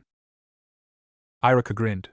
Well, let's face it, Hinata and Gaara are about the only people who can stand his antics in the first place, and if that remains true by the time they become genin, we can count endurance among their strengths too. From what I could gather, Kakashi said, Gaara's training in the sand was all long-distance offensive. He was trained to use the Shikaku's control over sand for everything. He is hopelessly reliant on it. Sandaime raised an eyebrow. Did some research of your own, did you, Kakashi? A chuckle. I did. Irika, I would suggest you train him rigorously in taijutsu, he needs it. He's never been taught anything but ninjutsu, and his body is too frail for a ninja. No doubt the sand figured it a waste of time since the Shikaku defends his body without fail every time he is at risk of injury, but we cannot do that. If he is to be of the leaf, he will need a backup plan. Not everyone he faces will be stopped by sand. Sandaime nodded. I gathered that much. Myself, the sand was far too confident in the Shikaku's abilities for my tastes. They taught him to rely on it, rather than himself. Sand is not a weapon, nor is a katana or shuriken. They are but tools. The ninja himself is the weapon, and we must forge him as such. Irika nodded. Fine. Good. Naruto needs some heavy taijutsu training, too. I can pair them up now. See if things work out from that. But you know I'm not exactly a master in hand-to-hand myself. Speak to Guy, Kakashi said, sounding somewhat reluctant. You could find no better specialist than him. He could tell you what to do. But don't let him train them himself. He'll fill their heads with nonsense about the springtime of youth. Irika laughed. I've heard him talk about that. Okay. Thanks, Kakashi. I'll do that. Good, but you know I must wonder. Kakashi put his hands into his pockets, glancing at Naruto and Gaara. Who will end up their instructor? Focused on the two boys, the Jounin didn't notice the slight smile rising on Sandaime's lips. Irika did, however, and he fought the urge to laugh again. Shaking his head, he marveled once again at his leader's conniving mind. Per Kakashi, I think you're in for some very interesting missions in a few years. Sarutobi-sama. Sandaime glanced up. It was still odd to hear himself addressed in such a manner. He had been hearing Sandaime and Hokage-sama for so long that he'd nearly forgotten his given name, and to hear it used after too many years was extremely strange. But then, Gaara had been strange from the beginning. Ah, yes, Gaara. Hello, my boy. You wanted to see me about something? The red-haired youth nodded as he sat down opposite his leader's desk. Yes. Now you know that Naruto has failed his past 2 graduation exams. He has one more chance to pass before he's held back and ends up with another group of students. Sandaime nodded. Of course, it seems, even with you and Hinata helping him, he just doesn't have enough dedication for academia. You're concerned, I take it. Of course I'm concerned. Hinata and I both passed first time, so we don't need to take the exam again. We've been helping Naruto study instead. I had been certain he would pass last time, but he didn't. If it turns out he fails again, we'll have been genin a year before his next attempt, but, actually, that is not my primary concern at the moment. Oh? The elderly ninja asked. Then enlighten me, Gaara. What is? Gaara sighed. I stayed late after class to help Naruto again yesterday, and as I was going home, I heard some of the other instructors talking amongst themselves. I heard Naruto's name, so I stopped to listen. They evidently thought they were alone. I'm concerned because the way they were talking about him was troubling. 2 of their most memorable remarks were monster and damned fox. They were worried about Naruto becoming a ninja because they thought he would turn on the village and ravage it, just like he did 12 years ago. Now correct me if I am wrong, but Naruto was born 12 years ago. No infant can ravage much of anything, unless you count his mother's nerves. In any case, this concerns me. I realize the marks on Naruto's face may bear some resemblance to whiskers, but that is hardly enough of a distinction to call him a damned fox. From this and from the ravage comment I've come to a conclusion. A very intriguing conclusion. I've known about the Shikaku for years now. I know what it is, and I know what it has done in the past, and in my studies, I've come to know the 9 rather well, and I remember reading records of the Kyuubi, the 9-tailed fox, attacking the village, ravaging it, perhaps 12 years ago. The vessel used to seal the fox, the living sacrifice required to contain its power, was Naruto. Wasn't it? There was a long silence. Gaara's genius never failed to surprise Sandaime, and he honestly had expected the boy to figure it out. His drawn-out sigh was enough of an answer to satisfy Gaara. Brilliant as ever, Gaara. Please, Sarutobi-sama. It wasn't all that hard.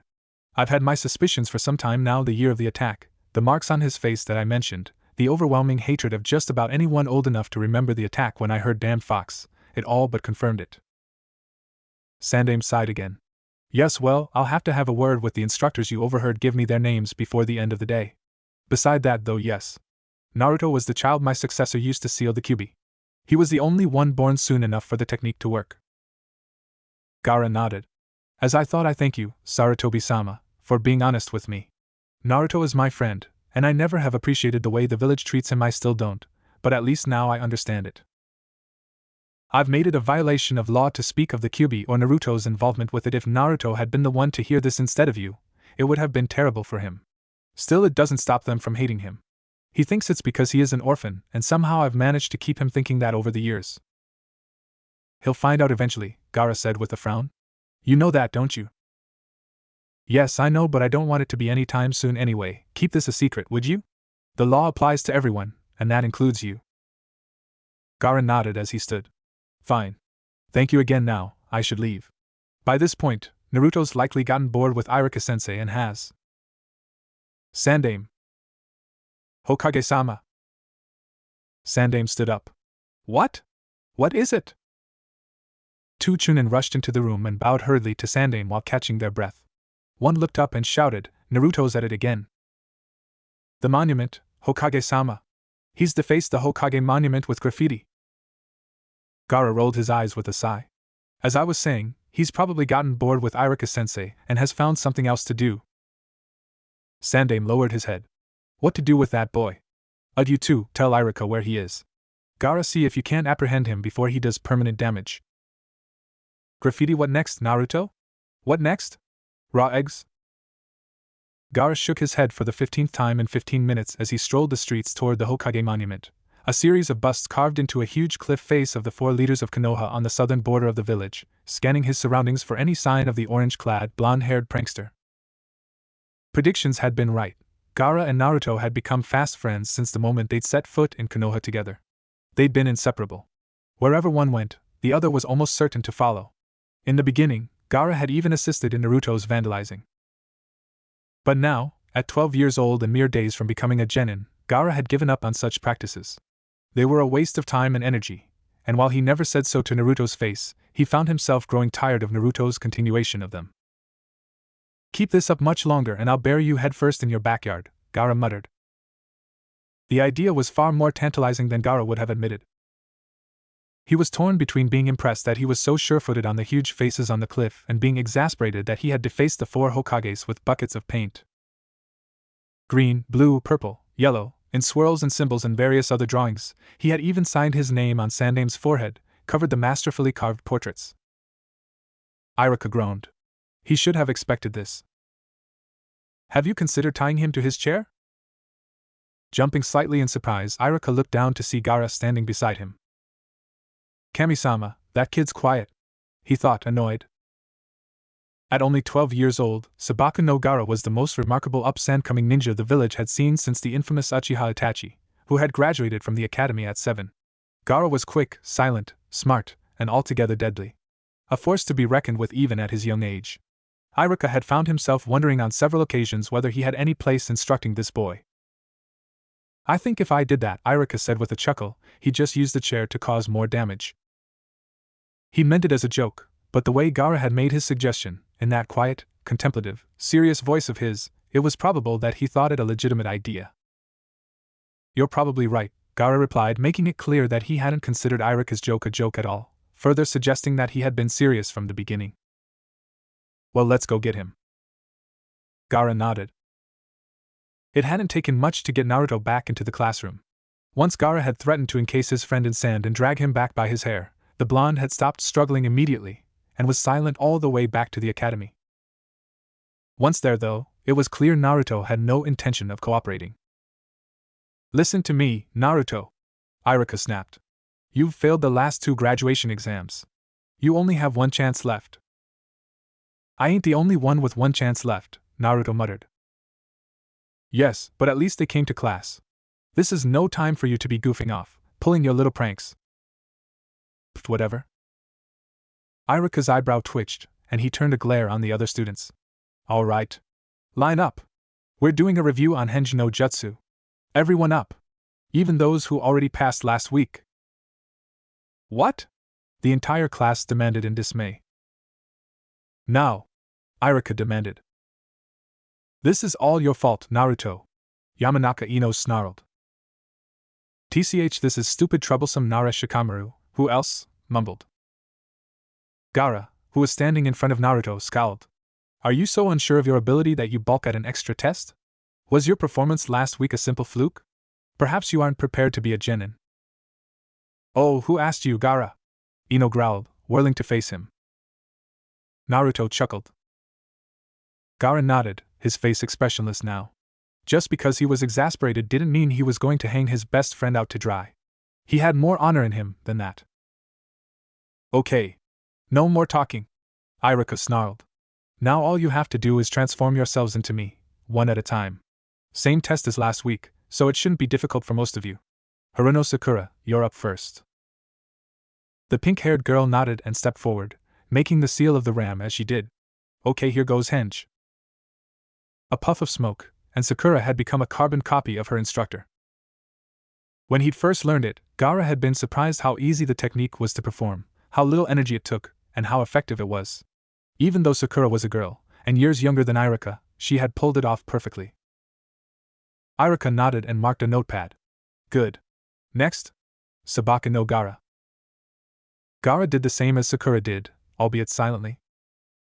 Most students found it easier to focus their chakra by shouting the name of whatever technique they were attempting, and it had gotten to a point where they thought it was required for the technique to work.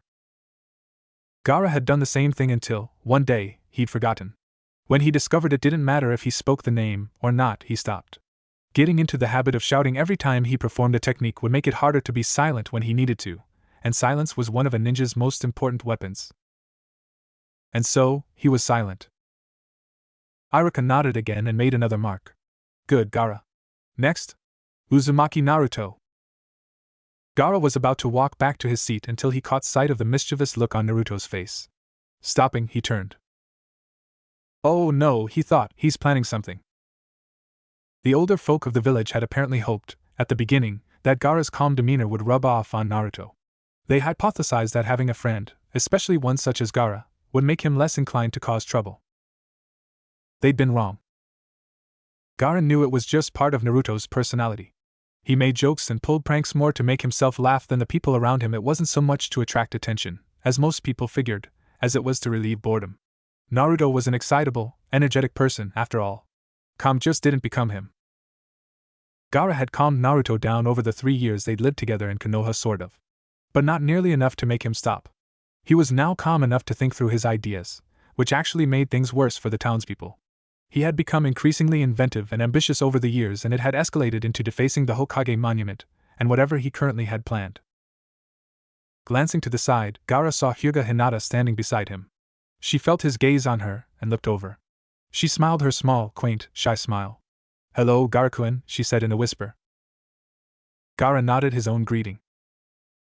They both turned their attention back to Naruto, who was adjusting his goggles. Gaara had long wondered why Naruto wore them. He never used them properly. He just kept them on his forehead. They kept his hair out of his eyes. But any bandana could have done that, taking deep breaths, cracking his knuckles, wasting time, it seemed.